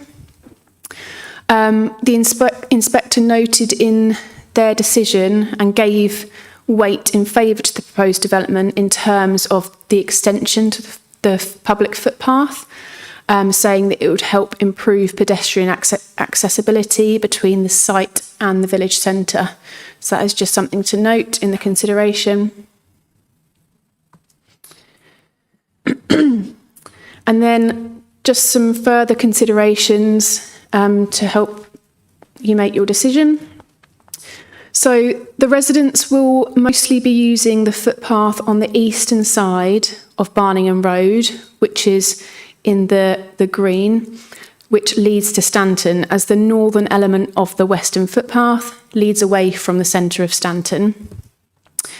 The western side of the footpath may be used by residents to access the bus stop on the western side. However, the bus stop is located within the area where the footpath improvements are, so within the green. Even if the footpath on the western side of Barningham Road was to be widened, as was approved under the outline planning permission, the footpath to the north, past the application site, reverts back to 1.2 metres or less, leading up to the nursing home, so that's in the blue. The footpath improvements approved and proposed are to serve the existing development and are not to resolve any existing problem for residents. Therefore, the proposed amendments are not considered to impede on the ability of future residents of the application site to access facilities within Stanton or to result in highway safety issues. So just a summary, noting that the existing footpath beyond the proposed section 278 footway construction on the western side will be retained at 1.2 metres in width, regardless of whether this application is approved or refused. and that the eastern side of the footpath will be 2 metres in width, which will be the most used footpath by residents of the development. The proposal is not considered to diminish the development to a degree which would warrant the refusal of the application, nor would it likely withstand the scrutiny of an appeal. The proposed footpath improvements will still enable access to the bus stops on either side of Barningham Road and still will provide improved walking routes into the village of Stanton from the application site. The proposed amendments will avoid undermining high voltage electricity cable poles on the western verge and their subsequent relocation, and would allow for the retention of a mature tree within the verge. Therefore, officers recommend the approval of the application. Thank you. Thank you ever so much, Amy. We've got 2 registered speakers, not surprisingly, Councillor Thorndyke, who is the ward member, and Dr. Robert Wickham. You're speaking as the representing the applicant. What we'll do is we'll go to Councillor Thorndyke first, and you've got 3 minutes, Councillor Thorndyke, and then we'll come to you, Doctor. Thank you, Chairman.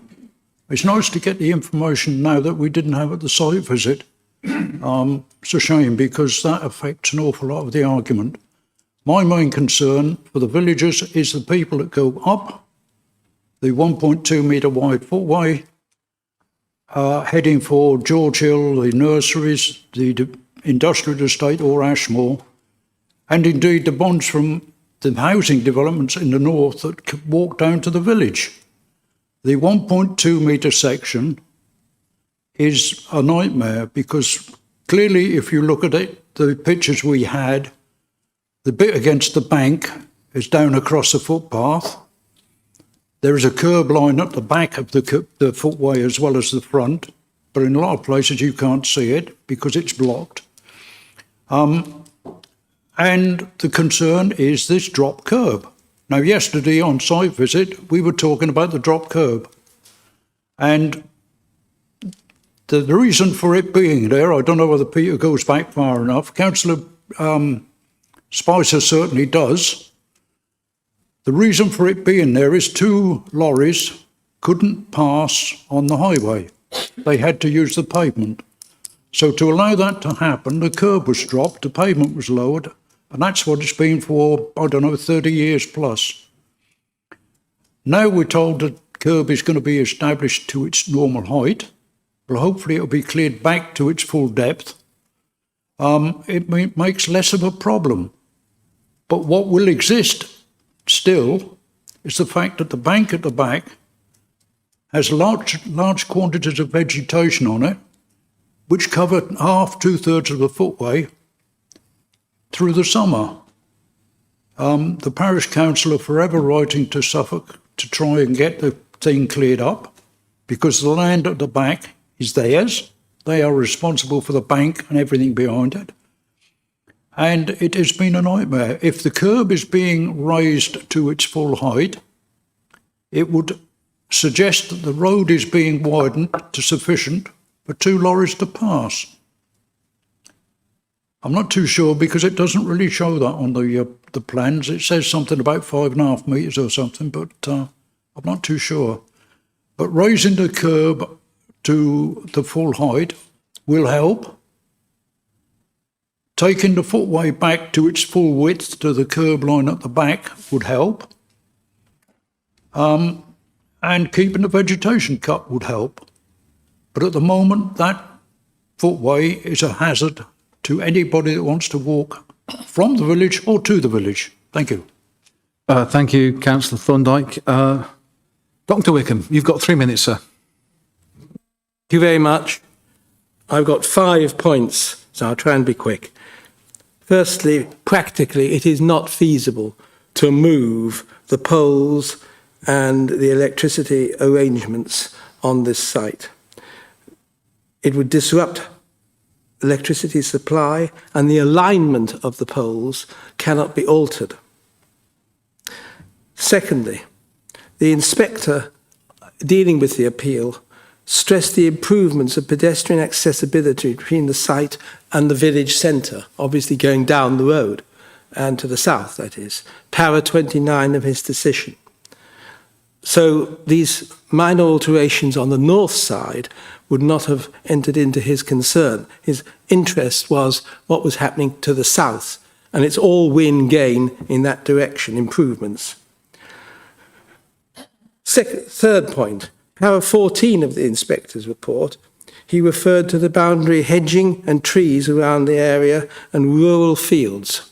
And he obviously acknowledged the mixed character of that area. And the trees, as been discussed this morning, are important. So they should not be damaged by trying to widen to the maximum, keep the trees.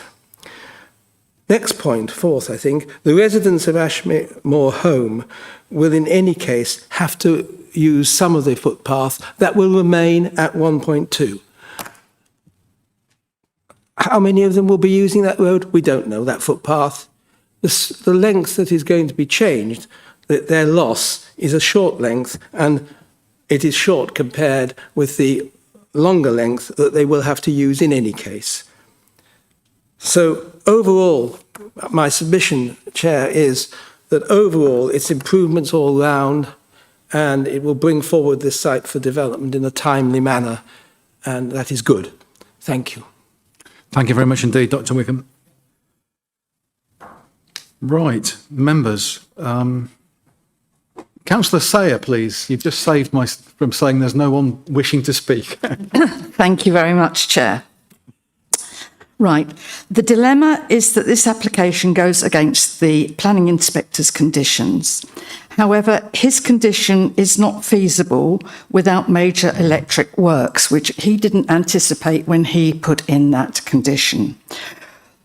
Also, I can find no logic to his recommendation of widening a path only partially and opposite the site in question. A new path is going to be constructed opposite this path where the widening would have been. We cannot use the current application to try and solve a long-running problem, but the raised curve is an improvement, a massive improvement, I feel, on that side. If we refuse this application, we risk a small local builder not being able to bring online much-needed accommodation. So therefore, on balance, I support this application for the improvements it brings. Nothing is perfect. I live very close to the B1106, which is a road going quite close to the waste hub unit. There are oak trees each side of this road. It's a B road, and two vehicles cannot pass. And the bus stops to let the lorry down, and the lorry stops to let the bus through. So the traffic on B road does take account of the conditions. Thank you. Councillor Sayer, that sounded very much like you were moving towards a proposal at this early stage. I think I am. Okay. For approval in line with the officer's recommendation? Yes. Bearing in mind, my only question would be, does the raised curb on the opposite side of the road go up as far as the entrance to the site on the right? Okay, well, we'll pick that one. I'm sure we'll say we. That's the royal we. Is that seconded, please? Councillor David Smith, would you like to speak at this point, please? Yeah, I just say I think the points that Councillor Thorndyke, right? I think the area of the pathway that Councillor Thorndyke was talking about is outside the application site, isn't it? Can I just? Sorry, can you hear me? I didn't hear. There was some conversation going on. Would you just repeat your last sentence, please? Can you just clear up that I think the part of the pathway that Councillor Thorndyke was talking about is outside of the application area, isn't it? Okay. Officer will pick that one up, Councillor Smith. Councillor London, please. Thank you very much, Chair. So I was on the site visit yesterday. We were standing there in our high-vis jackets, our brand new high-vis jackets, on the other side of the road. I thought it was really telling that we didn't go to that side of the road. In fact, I know that one member tried to and was gently advised not to. If it's too dangerous for us when we're on a site visit to look at it, I think that bears into my consideration on the matter.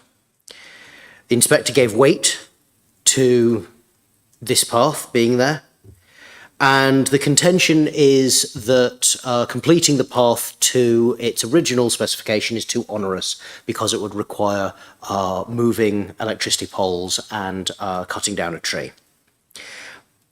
I'm not trying to rewrite this, but I do think that it's not contentious.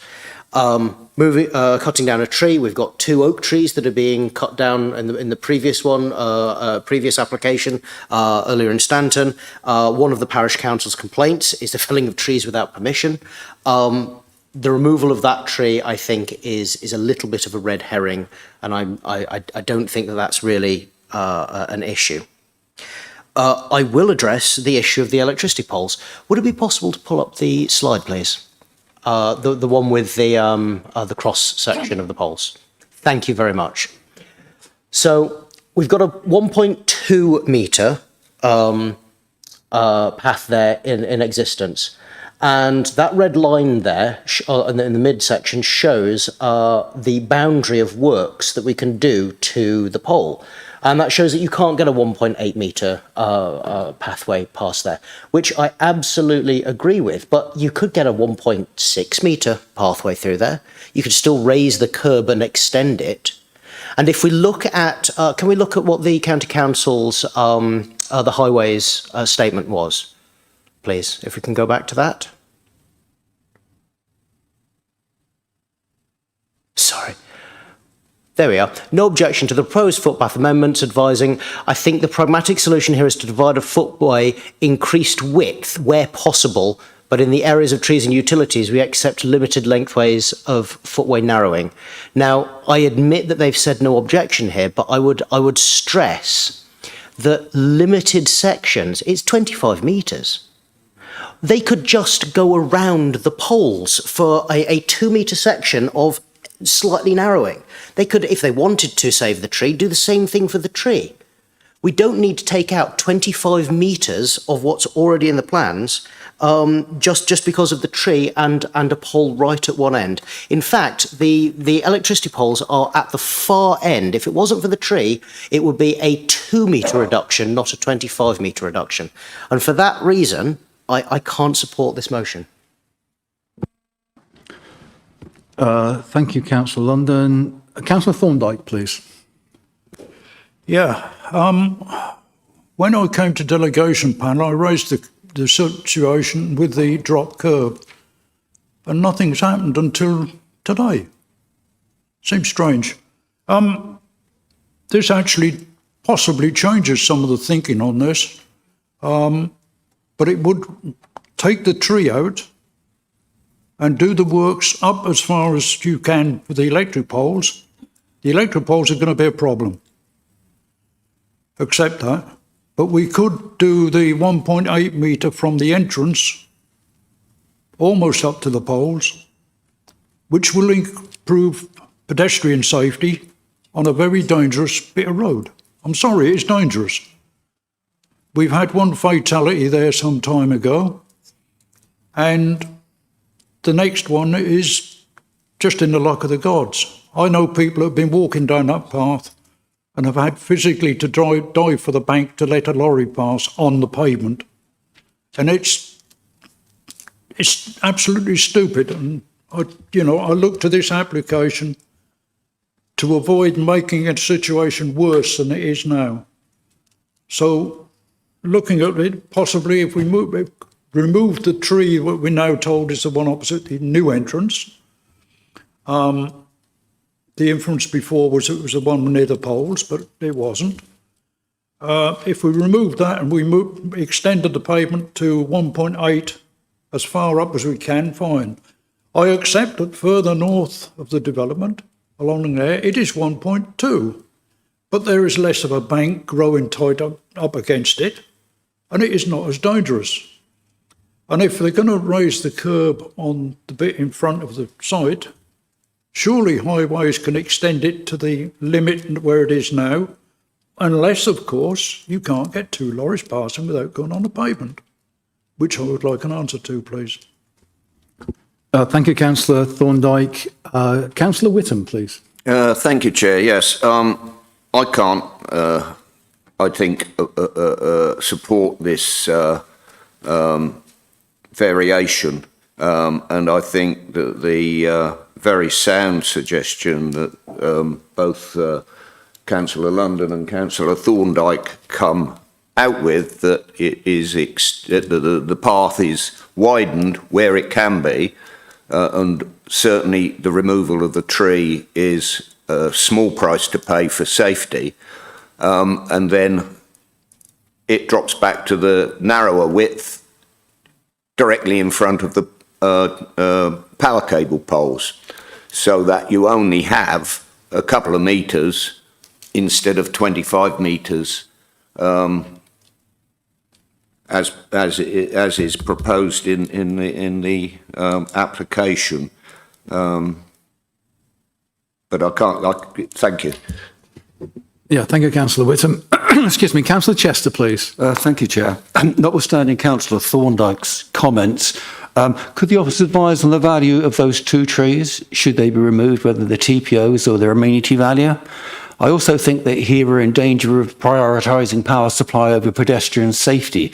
As any contribution to that footpath, regardless of the limit, and I'm well aware of the fact that we won't be extending the full length, it needs to be done to increase pedestrian safety. My last point would be that the appeal officer allowed the appeal based on the information supplied in the application. I think it should go the same way. I will not be voting for this application. Thank you. Thank you, Councillor Chester. Okay, over to Amy and Penny. Thank you.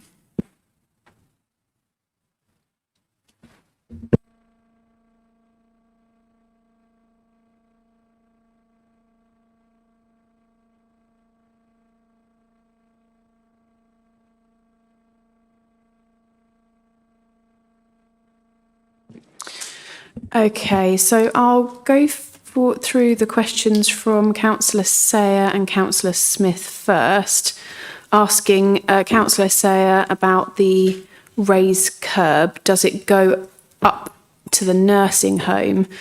So if I could maybe share my presentation again, it might be helpful to show. So as existing, the curb currently drops maybe halfway along this pink line and continues to be dropped roughly towards the nursing home. As part of this application, the curb would be raised up to the pink line. There would be then a drop in the curb because that is outside of the application site. So that curb would remain dropped. And then Councillor David Smith, you asked, is part of the path Councillor Thorndike talking about outside of the application site? I don't know if that is the case from Councillor Thorndike. It might be a better question for him. But that's just the clarification, is the application site in terms of the footpath comes basically in line with the red line of the application site on this northern section. And then the footpath continues within the red line down to where the green is. I think the next one is probably better for Peter in terms of the width of the road and the impact Yeah, on personal okay, yeah. If Peter, are you okay to answer the query about the two lorries passing and whether the width, because I don't believe the width of the road is changing. So are you okay to address that one?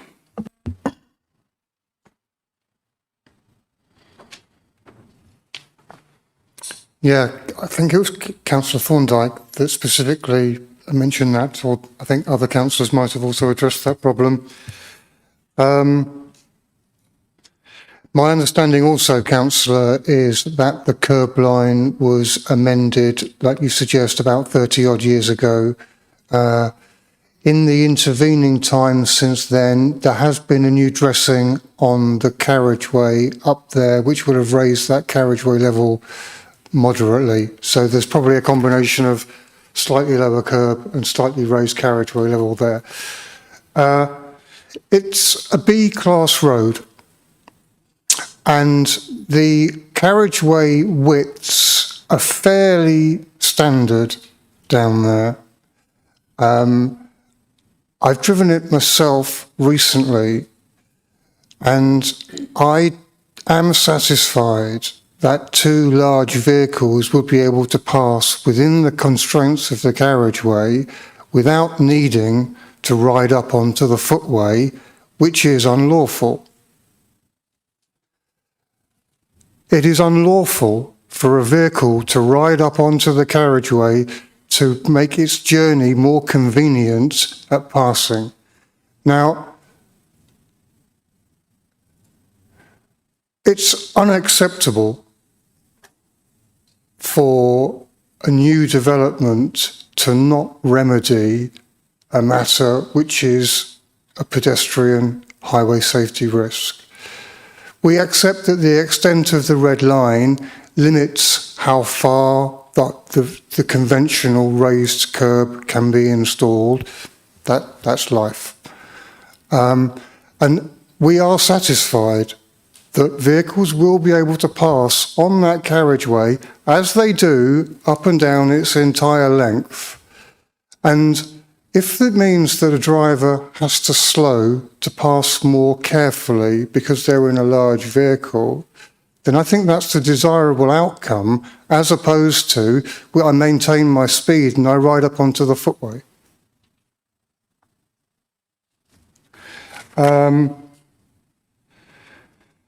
Councillor London, you mentioned about not feeling safe during the site visit despite wearing high vis. It is potentially a pretty dangerous matter to be on the carriageway under a site visit, trying to look at where a new access is going in. I think you were all judicious to stay on the footway. That would be my observation, and I would be out there in full orange. But that doesn't mean that you're immune from danger. I think that's probably addressed the points raised, but come back to me, please. Thank you, Peter. I've also got the query from Councillor Chester about the value of the trees. So they're not TPO, they're not in a conservation area. As was highlighted yesterday, they are kind of in the garden of a listed building, but generally we seek to retain trees where we can, and you can see it is a mature tree, and this is a rural setting, so we would seek to retain them where we can.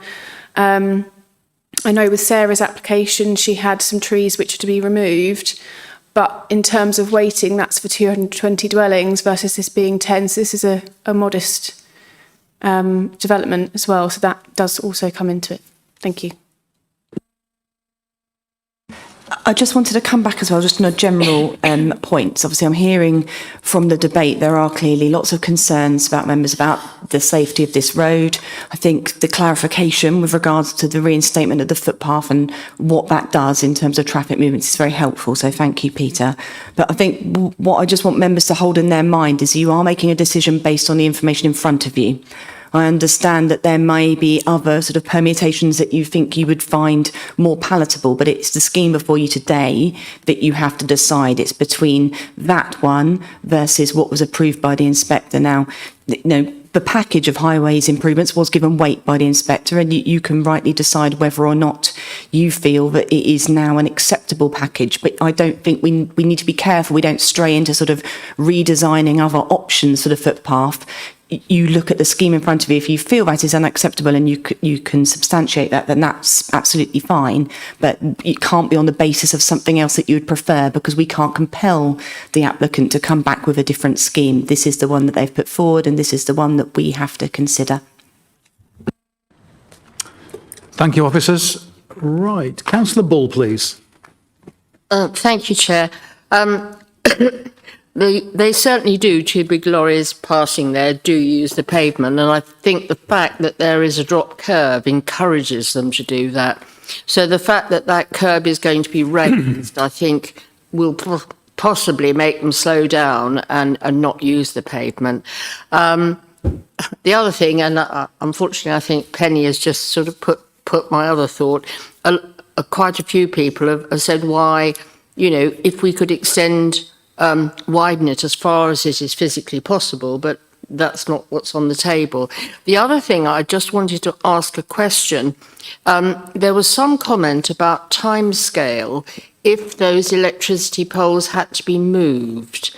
I thought it was in the terms of weeks. And I know, I think one of the other councillors said about, you know, that shouldn't come, the electricity poles shouldn't come into a question of moving them against safety, but if the power is out for a long period for people around there, I think you have to balance that into it. So I'd just be interested to know what is involved. Thank you.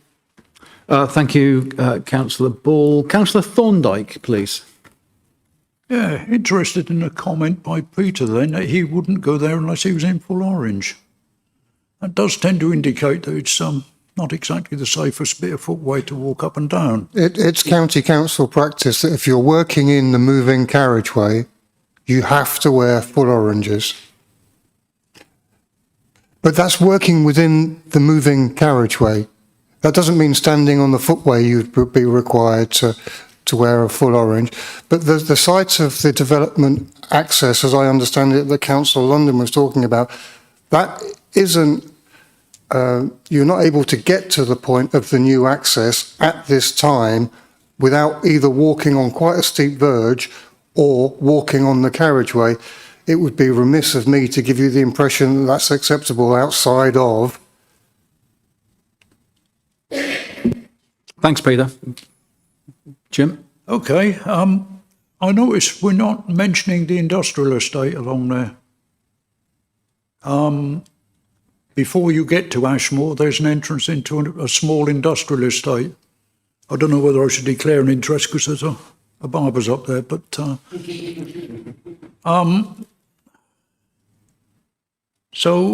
I don't know.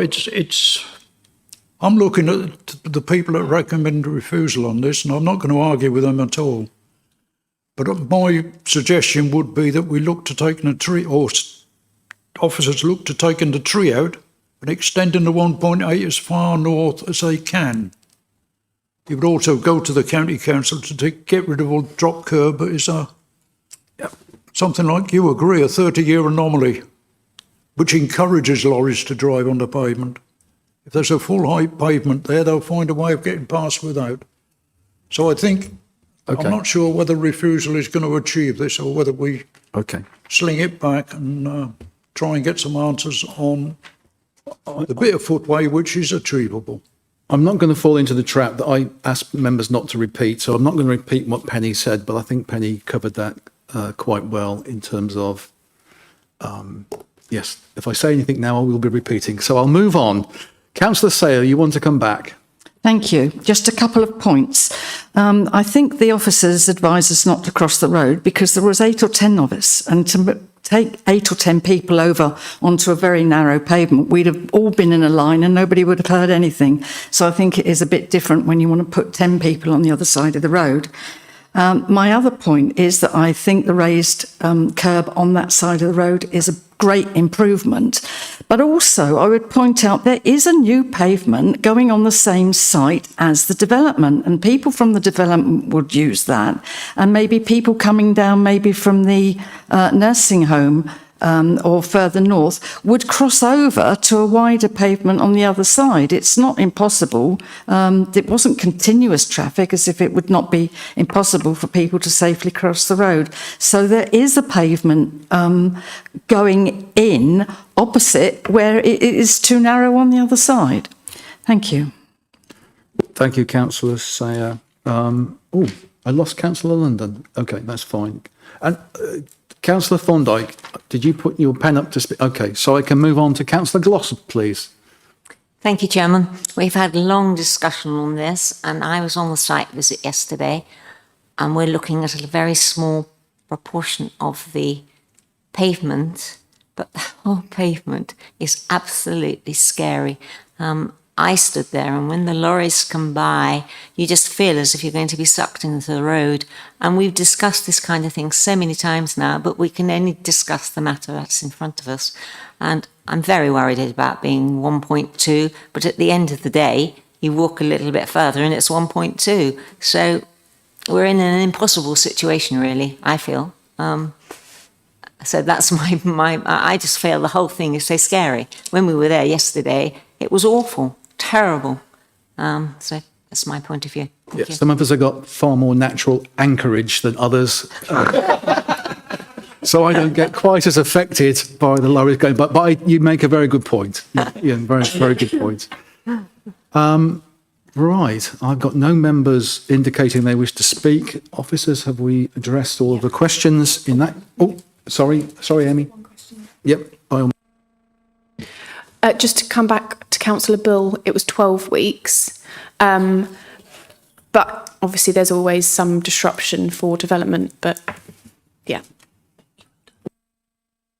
Okay, I will now turn to the proposal which was for approval by Councillor Sayer and seconded by Councillor Smith, David Smith, in line with the officer's recommendation for approval. Could I see a show of hands in favour of approving the application, please?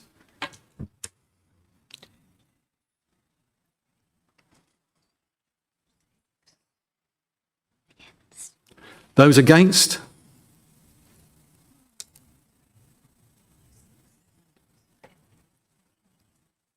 Okay. Yeah. Thank you, Chair. So the votes are 6 in favour and 7 against. So the motion has failed.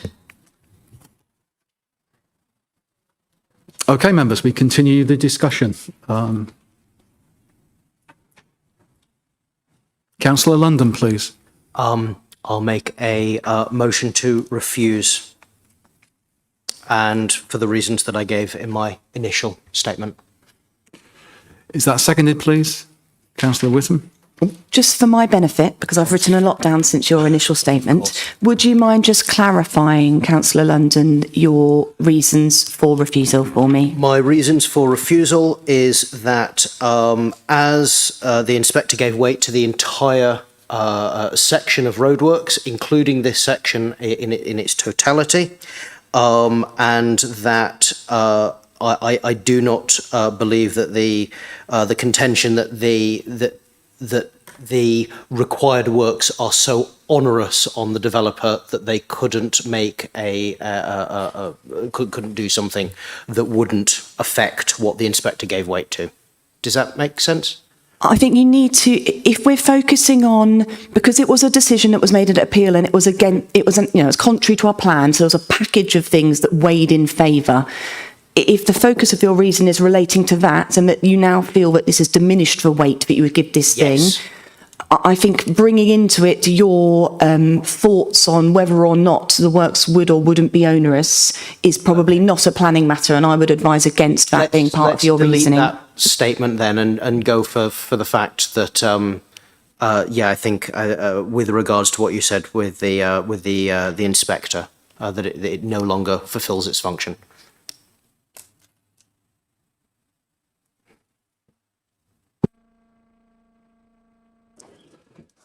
Councillor Whittam, would you like to make any contribution at this point? No, except that, I definitely second the motion to refuse, and for the very same reasons that the inspector gave weight to the whole application. Thank you. Thank you, Councillor Whittam. Just a moment, please.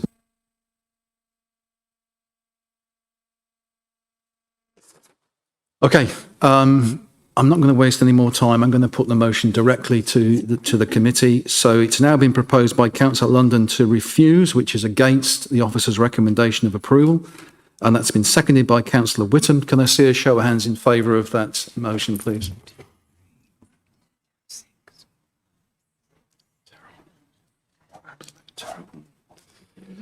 And those against the motion, please?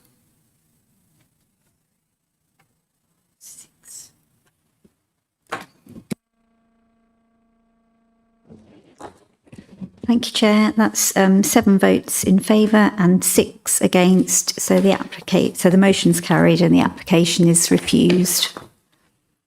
Thank you, everybody. Thank you very much indeed. Thank you, Christine.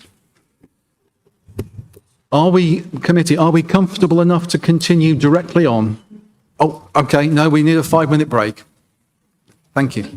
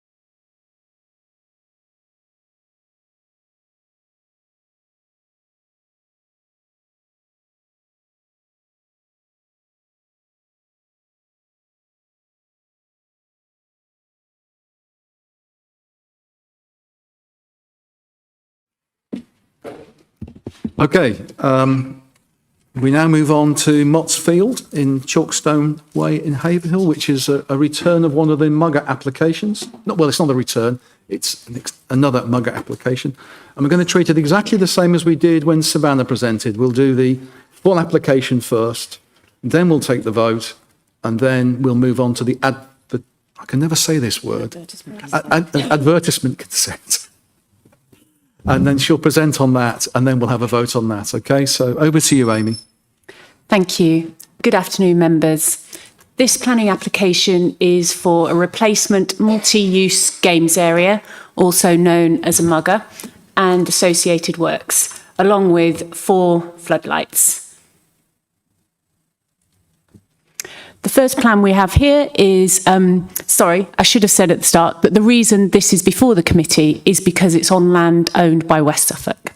The first plan that we have here is the site location plan, rather an unusual shape, but that's because it incorporates proposed trees within that site area. This is the existing plan, not really clear, but you can see the outline of the existing Mugger, and then you have the 2 lines of fencing to the west and to the south.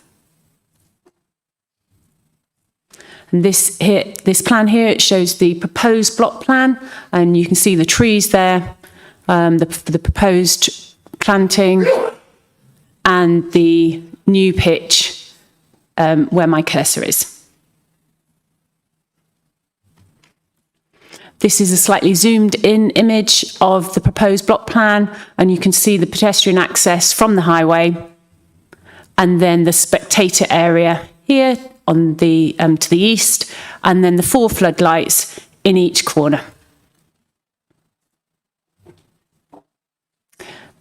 The next couple of slides show the elevations, and on the west elevation and the south elevation, this plan shows the adverts that will come onto after this application has been considered. The floodlights are shown here, and they're at 8 metres high, and the fencing is at 3 metres high.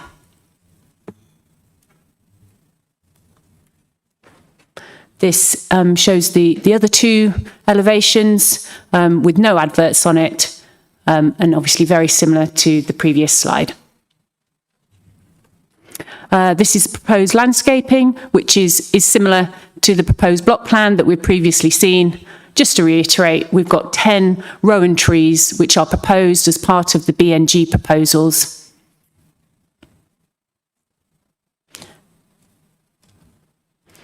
The next few slides show some images of the site. This is an aerial image, and you see this is Chalkstone Way, and we have the existing Mugger here, and there's a play area there, a clubhouse to the south, and all of this area is existing open space, and they do have, they're marked up as football pitches as well within that area. The nearest homes are over to the west on Charrington Close. Some images now. This is looking to the south. You can see the existing Mugger there, and there's 2 sides of fencing. And a slightly zoomed in image of that. You've got the existing Mugger and bins and benches just to the rear of that. You can just see the football pitch to the rear further still. This is looking up north up Chalkstone Way. You can see the existing Mugger play area, and just north of that. And a close-up at the existing site. And this image shows looking westwards, and you can see some houses on Charrington Close as well in the background. And again, so looking south, the play area followed by the Mugger. Just for some background, and this was covered in the report, but just for some background, so that the representations and consultee responses make a little bit more sense, West Suffolk Council has obtained grant funding for the Mugger from the Football Foundation, and 2 other Muggers in Newmarket and Mildenhall have also been awarded grant funding, and planning permission was granted by the planning committee for those in August of this year. Users will be required to pre-book to use the Mugger, and they'll need to do this online using an app called Club Spark, and that will give them access to the Mugger via a smart gate. Now, this booking system is a mandatory requirement for applicants receiving the grant funding from the Football Foundation for all these play zone facilities. Some users will be required to pay, and for others it will be free. So the Parks team has shared with me that they are proposing that there will be charges levied for clubs and that casual users will be free. There is also, under the system and the smart gate and the booking via the application, the possibility of offering social sessions whereby users won't need to pre-book but can use an access code that will work at set times. In terms of representations, the Town Council have no objection, but is concerned regarding the need to book in advance and the impact that this might have on spontaneous play. They also request that the system is reviewed in 6 months' time. The ward member has no objection and notes that the ability to book could actually ensure players get a game when they want to play, rather than arriving and the court is already being used. The ward member also notes the benefits of extended use as a result of the floodlights and the benefits of an upgraded basketball facility, noting that basketball is becoming more popular. We've also received 2 neighbour objections, and they have shared concerns that users have to access technology to be able to use the facility and have to pre-book. Further consultation responses include Sport England. They're primarily concerned about not losing a playing field. They have no objection. They state that the proposal replaces an existing Mugger and the extended footprint is on land that can't be used for a playing field. The Environmental Health Officer has no objection, subject to conditions relating to hours of operation, lighting and a submission of a noise management plan, which I'll come into further detail on the next slide. Highways also have no objection, subject to a recommendation for secure cycle storage to be provided to promote sustainable travel to the site. Ecology has no objection, subject to conditions to secure the proposed biodiversity net gain measures and the enhancements that are set out within the preliminary ecological appraisal, and also a suitable lighting design strategy.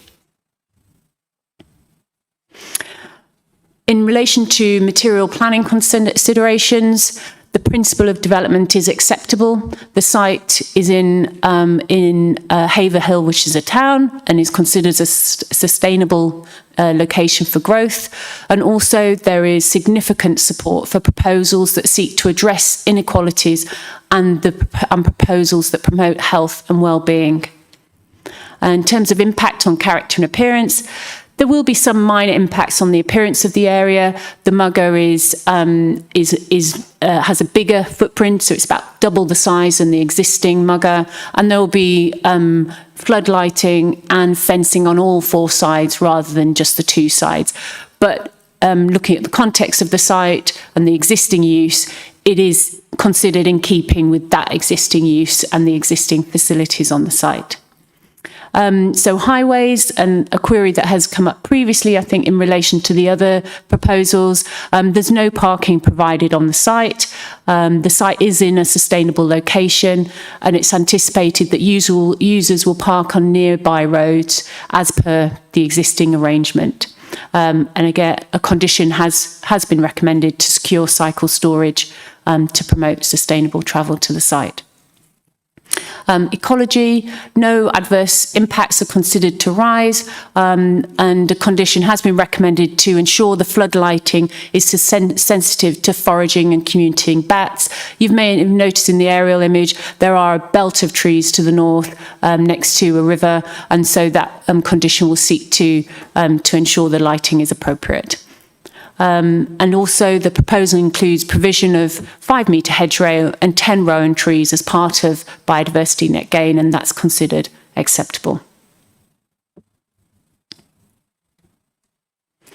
In terms of residential amenity, the nearest neighbours are on Charrington Close, which is 50 metres from the 50 metres from the application site. The main considerations when looking at this kind of proposal in terms of amenity impacts would be noise relating to balls, loud voices and whistles, as well as any light pollution emanating from the proposed floodlights. The submitted noise impact assessment concludes that the development would potentially be noticeable but not intrusive. So the Environmental Health Officer has highlighted that anticipated noise will likely be more intrusive the later the opening hours. So the initially proposed opening hours were up until 10 p.m. on any one day, and the EHO has recommended that the opening hours, as per the other two muggers that we've seen, are reduced to 9 p.m. on any day, and officers have accepted that recommendation from the Environmental Health Officer. In relation to light spill from the floodlights, details have been submitted that are considered acceptable, and any light spill is not considered to be intrusive on Charrington Close. In relation to access to the facility, I did touch on this on the slide that covered background information, but to reiterate, the users are required to pre-book via ClubSpark, and it's a mandatory requirement for those receiving the grant funding, and there will be paid for and free sessions. It's anticipated that the paid for sessions will be for clubs that want to use the site, and that regular users and individuals, that it would be free for them to use it. The advantages, obviously, of this system and being required to pre-book and being able to take a fee for some users is that there will be a source of funding for future maintenance, and also we'd be able to obtain data on how the site is being used, and that can be analysed and used to inform future development. So just in summary then, this is the final slide. On the left-hand side, we have the positives and neutral impacts, and on the right-hand side, just covers some concerns raised, just as a summary of everything that has been considered here. So on the left-hand side, obviously, West Suffolk Council has been awarded significant external funding to enable this to happen. It would provide a significantly upgraded facility to what's already there. The floodlights would allow extended hours of use through the winter months. The pre-booking system enables the use to be monitored and maintenance funds to be secured. And also to add to that, as the ward member pointed out, it will enable people to be more certain of their playing slot and not to turn up and it's already occupied. There is also a nearby alternative mugger which has free access, which is just up the road from the existing site. So that still has free access. The principle of development is acceptable. No harmful character impacts are considered to arise, and ecology and highways impacts are also considered acceptable. Now, summary on the right-hand side of concerns raised is the requirement for people to be to pre-book and also to do this online, and there's no dedicated parking, so parking will people will park on nearby roads as they do already. There may be some perceived intrusive noise impacts. Obviously, the hours have been reduced slightly to help mitigate that. And there'll be some limited harm to the appearance of the area as a result of it being much larger than the existing mugger. So in summary then, the officer, it's considered that the benefits of the proposal outweigh any harm that might be considered to arise, and the officer recommendation is one of approval, subject to the conditions set out in the committee report. Thank you. Thank you very much indeed, Amy, and I'm delighted to see Damien here. You're speaking on behalf of the applicant. So, Damien, you've got 3 minutes. Thank you. Good afternoon, councillors. I'm here today to obviously support the play zone application for Haverhill. As has been said, this is one of 3 play zones we hope to get installed into public open spaces in the district, the other 2 being at Newmarket and Mildenhall, which have already received the planning consent. The Play Zone programme is a capital investment programme managed by the Football Foundation using investment from the Premier League, the Football Association and the government through Sport England. The Play Zone programme aims to engage with local communities across the country to create outstanding sports and activity space and tackling inequalities in participation. The Play Zones are a form of multi-use games area. The current mugger has no restrictions on access throughout the summer months, and we've never received any noise complaints with regards to that. As I say, the play zones are a form of mugger. The Football Foundation grant, which we've successfully applied for, would contribute 75% of the costs associated with these installations.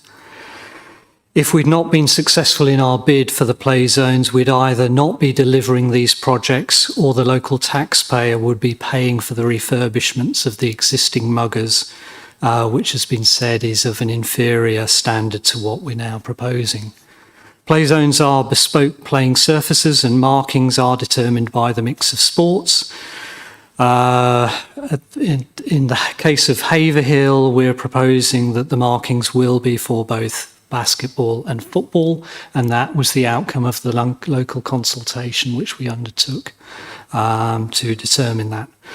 As has been said, the play zones are lit, fenced and securely gated, rather like the tennis court facility in the Abbey Gardens. The gates are digitally accessed via a remote booking system, which people will easily be able to access on their mobile phones. To the users, this will mean that they will know if the play zone is available rather than turning up and finding that another group is already using the facility. As with the other play zones in Mildenhall and Newmarket, we're proposing to charge sports clubs for booking the facility while keeping it free for charge for the casual players. The income from the club bookings will make the facility more financially sustainable in the long term. By having the booking system, we'll be able to communicate with users. If there are issues, we'll be able to track who's using the facility, if there was any damage, for example, and we'd have a picture of how and when the facility is being used. Damien, I'm very sorry. Can you finish up quickly, please? It's very quickly. Okay.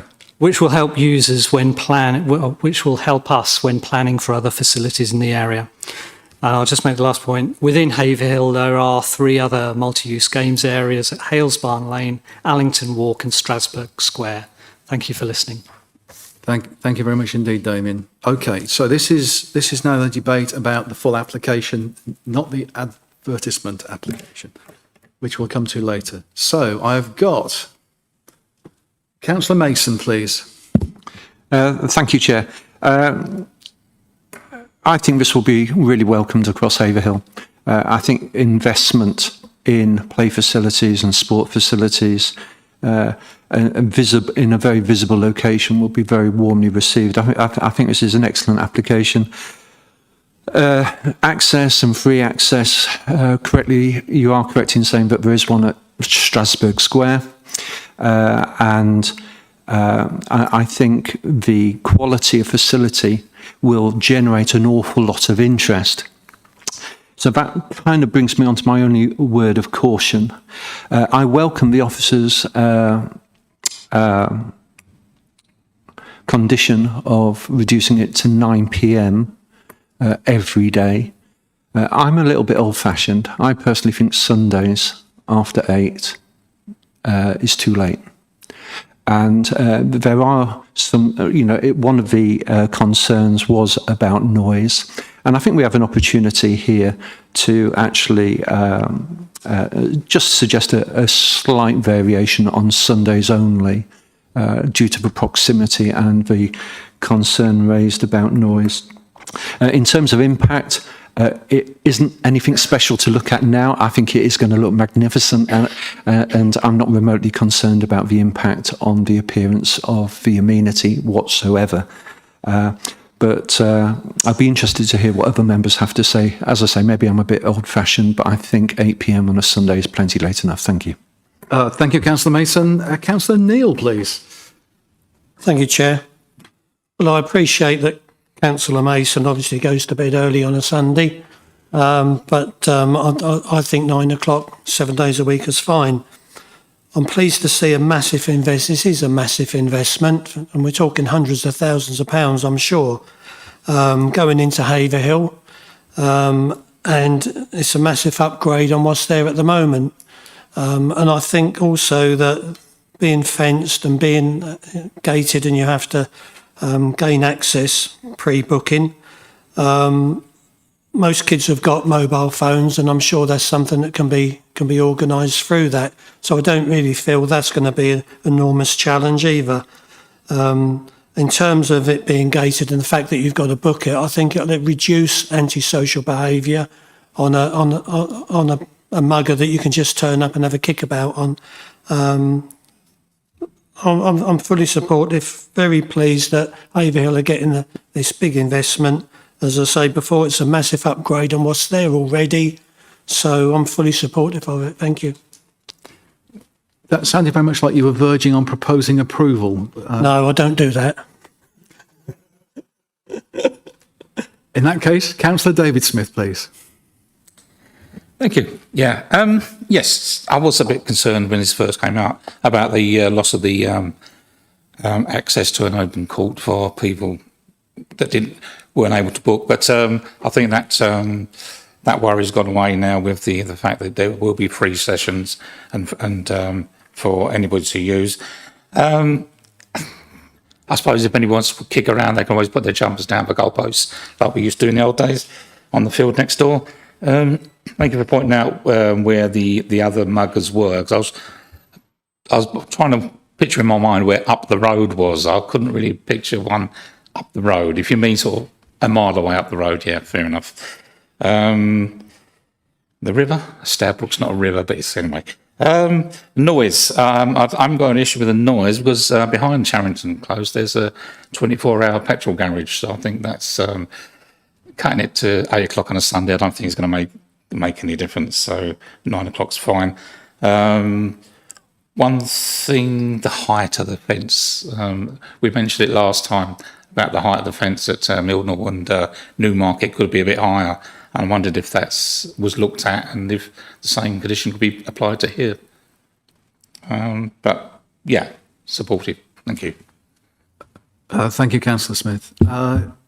Councillor Miller-Jones, please. Thank you. I do think this is a great thing. I'm overall supportive. I think, again, the investment is great. It's so important to encourage physical activity for your health and well-being. I am very concerned about the loss of the spontaneous play. And, while it's nice to see that, we can have social sessions or we may have, there were a few different wordings of it, but there was nothing to say there will absolutely be social sessions and this is the sort of percentage of time that will be given over to social sessions. And I do think that is incredibly important because it talks, so Sport England talk about the priority groups that they want to sort of encourage to do more exercise, use the space. And a couple of those, lower socioeconomic status, may not have phones and access to book. But then also we have the disabled, people with long-term health conditions. Now, a lot of people in those categories do not know day to day whether they will be well enough to go and play. They don't know what their pain, what their fatigue will be like. And a lot of those people really need to do spontaneous play. They can't make a booking knowing that they'll be fine to exercise on Wednesday because they might not be. So I do think that is actually really limiting access for those groups, which they're saying they want to encourage access for. So, I mean, I would like to suggest a condition. I would be happy to propose approval, but with a condition that there is a certain percentage of that time given over to social sessions. And I don't know what that would be. I mean, I'd like to see perhaps 50% because I do think it's very important that we have that spontaneous play. I would say no less than 30% of the time should be open so that those users can actually use the space. So I don't know if we can condition that, but if we can, that would be my proposal. Thank you. Thank you, Councillor Miller-Jones. I'll let officers, I'll tentatively put in your proposal as an approval, but subject to officers confirming, because you may then wish to change your mind. Councillor London, please. Thank you very much, Chair. I am also generally in favour of this. It's a wonderful new facility. Thank you very much, Damien, for being here to provide extra information so that we can make a proper determination. I have some questions about the digital side of this, and I think that given that this is a condition of the funding that has meant that this is happening, this digital infrastructure is just as important as the physical infrastructure and is just as integral a part of this planning application. So I know that it's a system called Club Sparks. My specific questions are: do we set the times and pricing, or and can that right be taken away from us? What's the length of the Club Sparks contract? The reason I'm asking that is I'm aware from a previous job in an out of area, we had a mugger that was unable to be used because there was a booking system that didn't work, so it was just locked. So what happens if Club Sparks as an app goes down, for example? Do we then have the right to open the doors? Do we then have the right to take out the booking system and put our own booking system in? What's the service level agreement we have with Booking Sparks? And finally, what's the cost to us? What's the ongoing sort of cost of that contract between us and Club Sparks to run this? Does it? How long are we locked in on this for? Thank you very much. Thank you, Councillor London. Councillor Whittam, please. Thank you, Chair. Yeah, if Councillor Miller-Jones was happy to propose, I am happy to second approval in line with officers' recommendations. Thank you. Okay, well, I've got that in abeyance until officers have come back on Councillor Miller-Jones's. to do that now. And I've got Councillor Sayer. I'm going to say Councillor Sayer, then we'll go back to officers and we'll deal with those issues. And if necessary, Damien, I'd like you to come back and support officers in responding. Thank you. So, Councillor Sayer, please.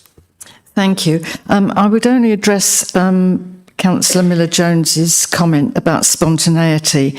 I can only bring forward another example is the West Suffolk Hub is that I must admit that I go online and I can book a time and I can be there within 10 minutes. So if you suddenly feel fine on the day, it's quite quick to just go online, book something and go along. So I think you can be spontaneous with a booking system. Thank you.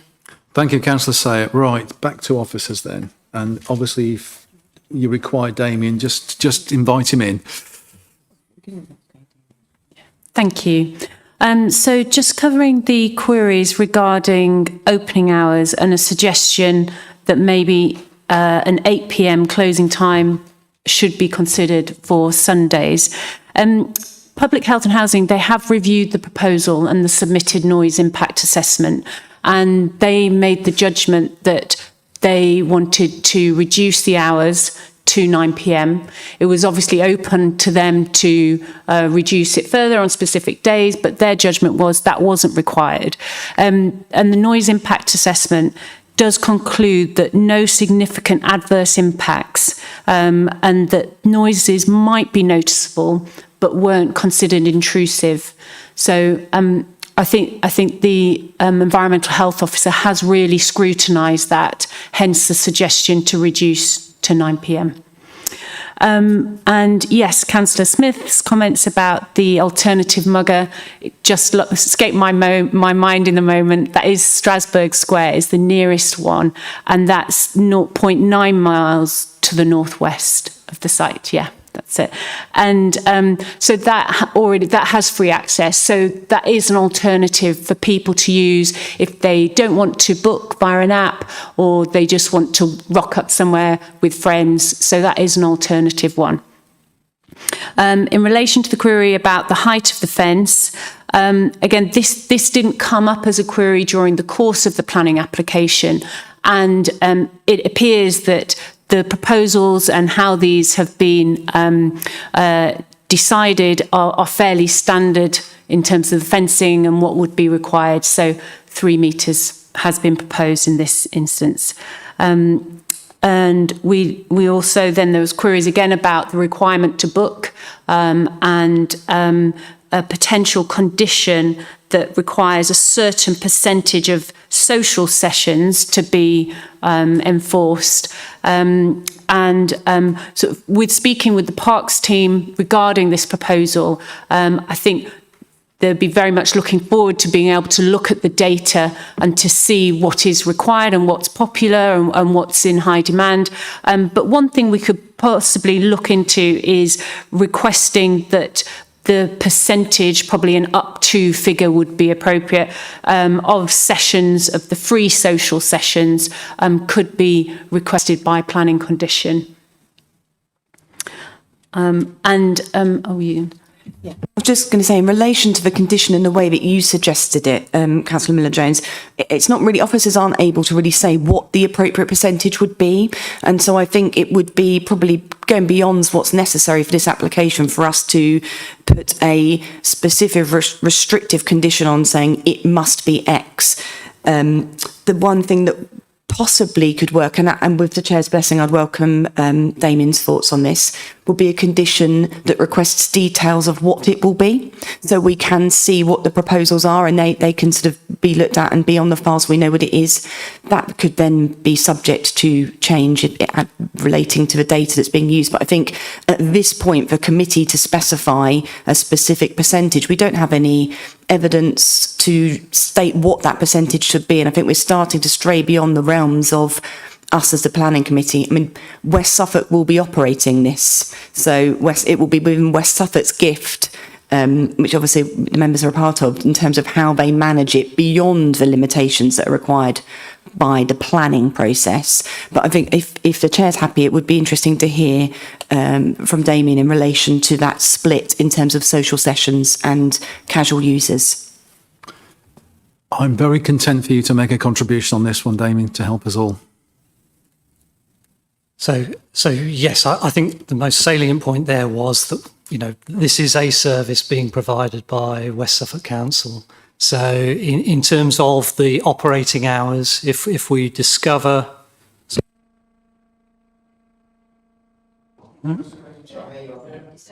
Okay. Yeah, if we discover that, you know, more noise is being generated, we can certainly review times, and that is within our gift. One of the prerequisites of this grant is that we do provide yearly reports back now to the Football Foundation on the types of users using the facility, on their timeframes, because, you know, they're wanting a success story through this as well. And they have targeted those 4 main areas that they'll be wanting us to report on in terms of usage. So it's in our interest to get those hours and that proportion right. In terms of, I just want to be very clear on this point, you know, all sessions will have to be booked out. So even if they are free, there'd still be an expectation that someone would make that call and do it. They just wouldn't be a financial transaction. And again, that is one of the prerequisites of getting this grant and this facility in. So, you know, I'm very confident that, you know, we will hit those targets that we will, you know, work towards.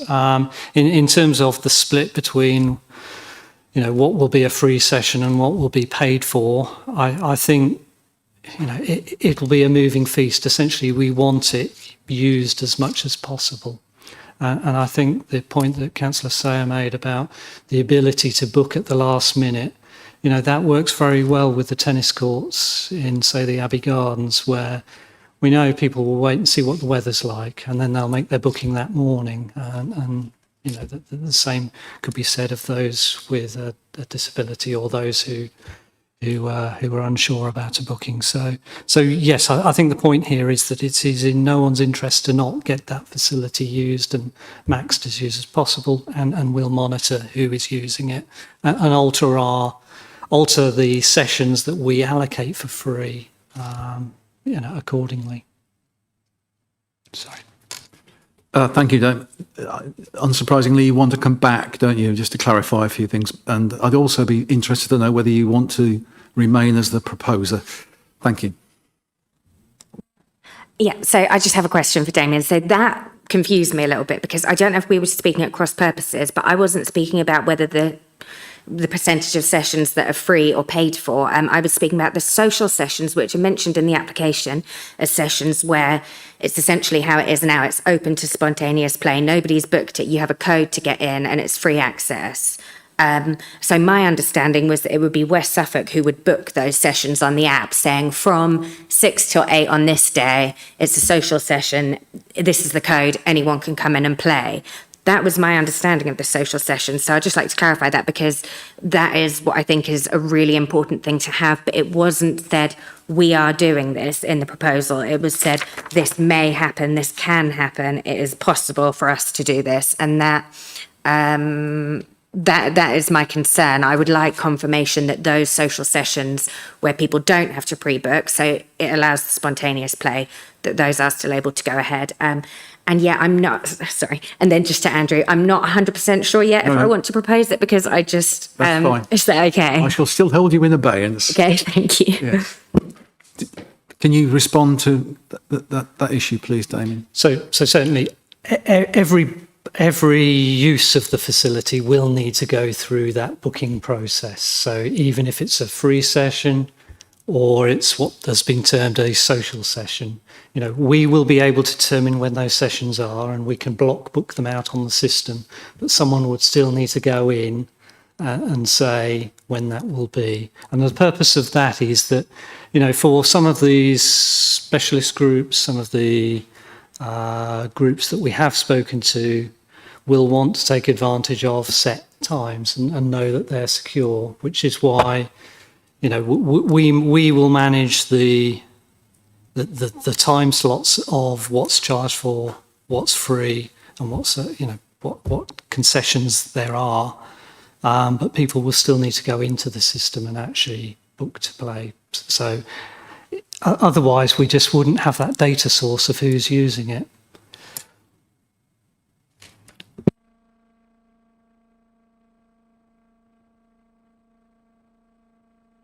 Sorry. Thank you. Okay. I appreciate that information. That is not what I understood from the application. And on that basis, I do not want to propose, because I do think that is absolutely excluding people who don't have access to technology. That means that there are certain people who just will not ever be able to use this site. And yeah, so for that reason, I can't actually propose this as it stands. Understood. Yeah, thank you. Before I go on to my, you seconded the motion, subject to officers maybe have not satisfied Councillor Miller-Jones's concerns. In that case, then, I'm quite happy to propose acceptance in line with the officer's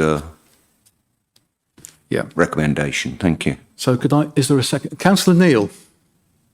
I'm happy to second the proposal. And you were on my list to speak. Did you want to make any contribution? I think it's important that there isn't designated slots that are left open for people. The system itself allows spontaneous already bookings, so I'm quite happy with the way it's been explained, and on that basis, I'm happy to second it. Thank you, Councillor Neil. Councillor Thorndyke, please. Thank you, Chair. I think Laura's got a very good point, and I hope there is a space in the programme to accommodate it. because a lot of people will tend to turn up at the last second and maybe not have a phone to book or whatever. The other point was Councillor Mason wanted to pull back to 8 o'clock on Sundays. I can understand his point from the point of view of kids in school next day sleeping through whatever because they were out and about when they maybe shouldn't have been. But we seem to have got an answer to that. Everybody's happy with 9 o'clock. I suspect Councillor Mason may not be, purely and simply for the reason I've just said. Well, Councillor Mason is next to speak. Councillor Mason, please. Thank you, Chair. Actually, I've been reassured, and I think members who are concerned about accessibility in social sessions should be reassured. We have the opportunity to lobby officers who will be running the site.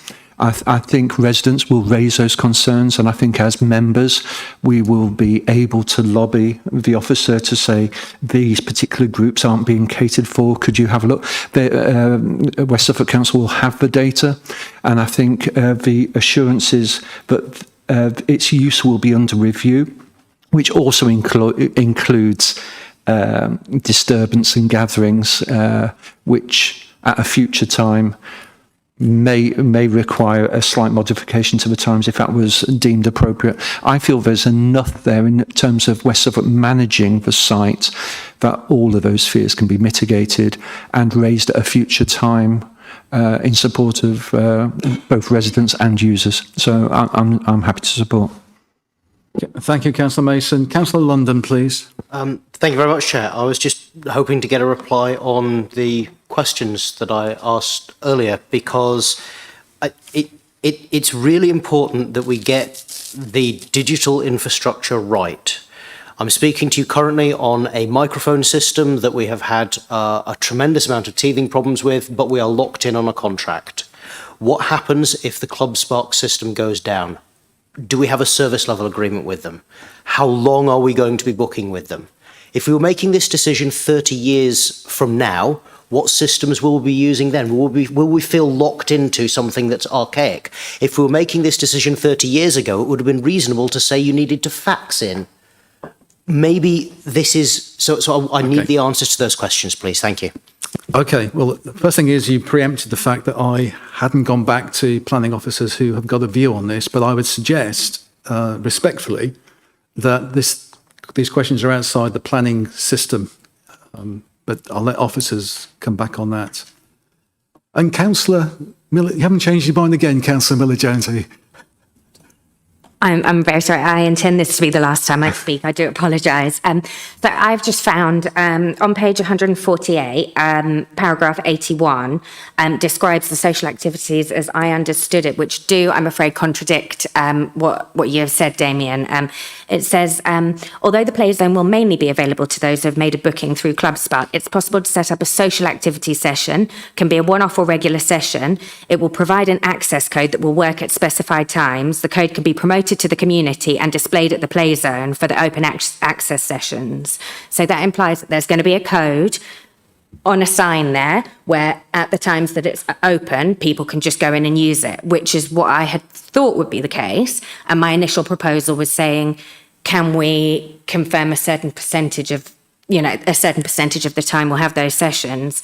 I then withdrew my proposal because I understood that you were saying you always have to book. But if you don't have to book, I am more in support of the application, but I still would like to hear from West Suffolk, from Damien, that there will be, it won't be forgotten, because it seems that it's not fully, at least it's not in the forefront perhaps of your mind. But to me, that's the most important thing, that we ensure that that is not just a side note of, oh yeah, we can do this, it's possible, but more, we will definitely have some of these social sessions that aren't bookable. And I'm sorry, I will try not to speak again. Thank you so much. That's okay. You're always very welcome.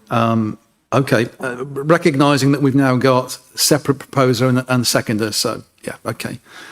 Right, officers, please. We might come back to you, Damien. Thank you.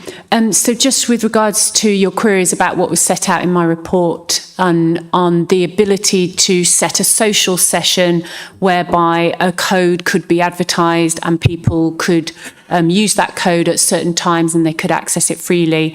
Obviously, Damien's here and he might say differently, but obviously information that I've received during the course of the application provided that information to me about how it would work, hence why I put it in the report.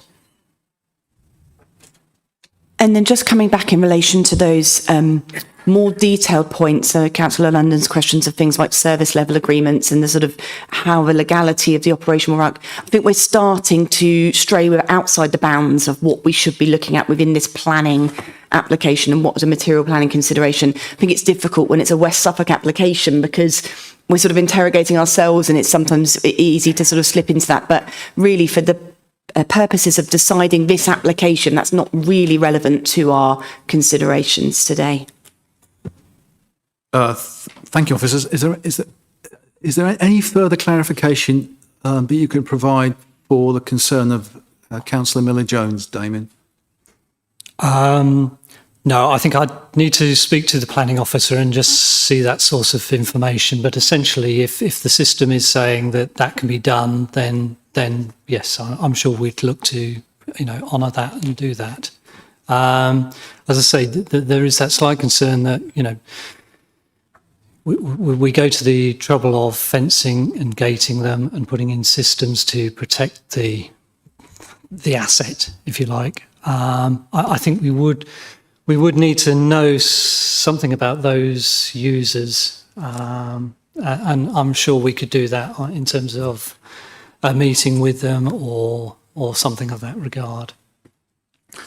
Thank you, Damien.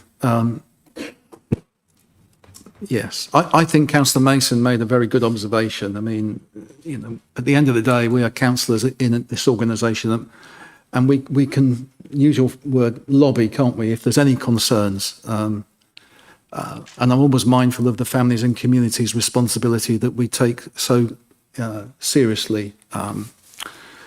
Right. No members wishing to speak. No responses, I don't think, are outstanding. So this is just on the full application. It's been proposed by Councillor Whittam, seconded by Councillor Neal, for approval in line with the officer's recommendation. Could I see a show of hands in favour of that, please?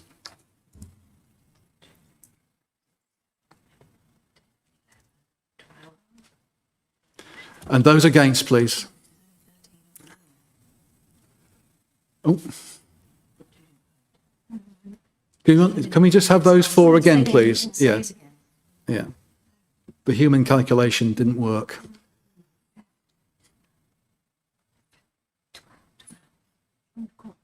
That's right. No, that's right. Is that because Charlie sneaked in? I'm not just doing actually for that reason.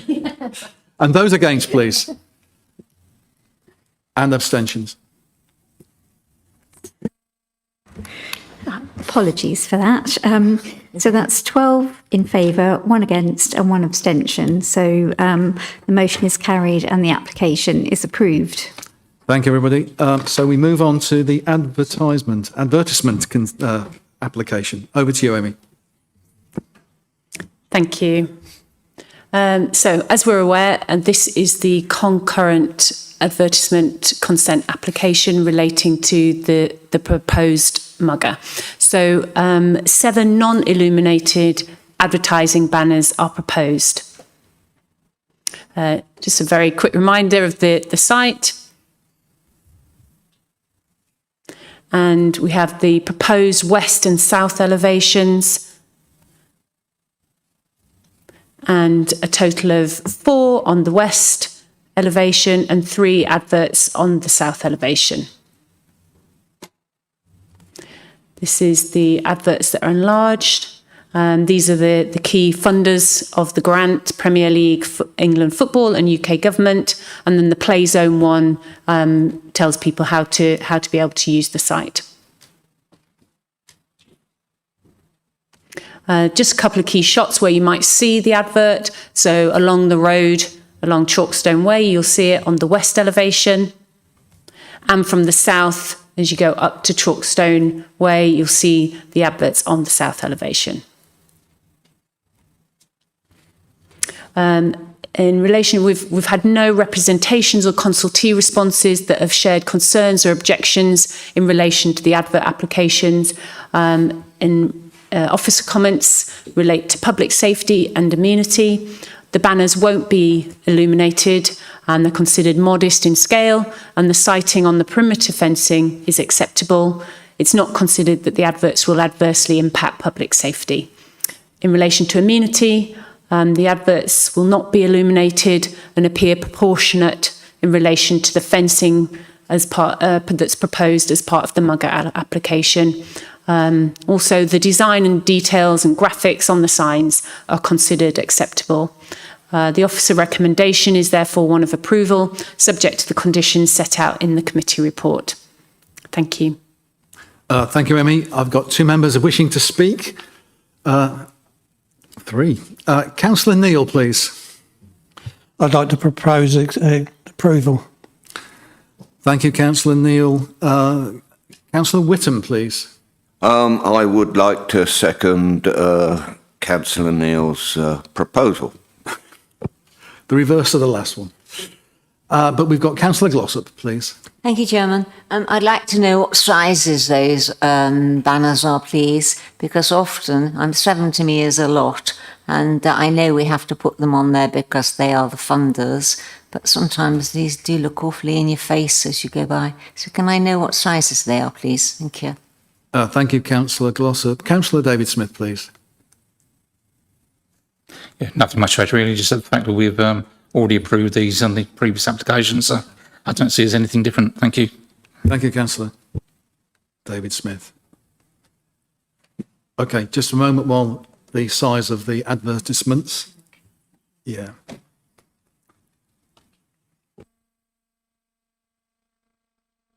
Just while Amy's looking, because I know she's probably going to do some measuring on her other screen, but the slide that Amy's showing now, so certainly for those higher level ones, each of those in width is 2.4 metres, which is the width of one panel, and helpfully annotated on there, although it may be too small for you to see, they show that there's a 2 metre part of panel that doesn't have the advert on, which leads my maths to suggest that you've got just that metre in depth of those. The other larger one, which I suppose of them, it needs to be larger because it's the directional of the signage, and that's the 1.8 metres in width, but it looks to me as though it would be, this bit hasn't been annotated, so it's certainly more than a metre deep, but it takes you to about half of the panel width. So I say, I mean, what is helpful there, I think, is seeing them in relation to the panels, so you're able to see proportionally how much of that is being covered. And there's also, you've got those indicative kind of people on there, so certainly the officer's view is that the size proposed isn't disproportionate when you see them in relation to those panels. Do you need any further qualification? Yeah. Don't worry. Amy, have you got precise measurements? Was Penny? Well, I've filled for that. Yes. Yes, thanks, Penny. So the play zone application, the play zone sign, that's 1.8 by 1.8. And then the smaller signs, the 3 smaller signs, are the 2.4 by 1 metre. Thank you, Amy. Right, I'm going to go straight in to outlining the motion.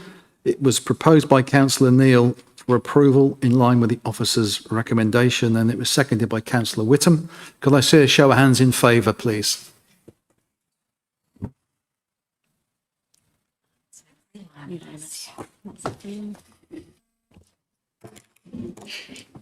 Thank you. The vote is unanimous, so the application is approved. Thank you, everybody. And that brings us to the end of the meeting. I don't think we've got any announcements today, have we, Helen? So.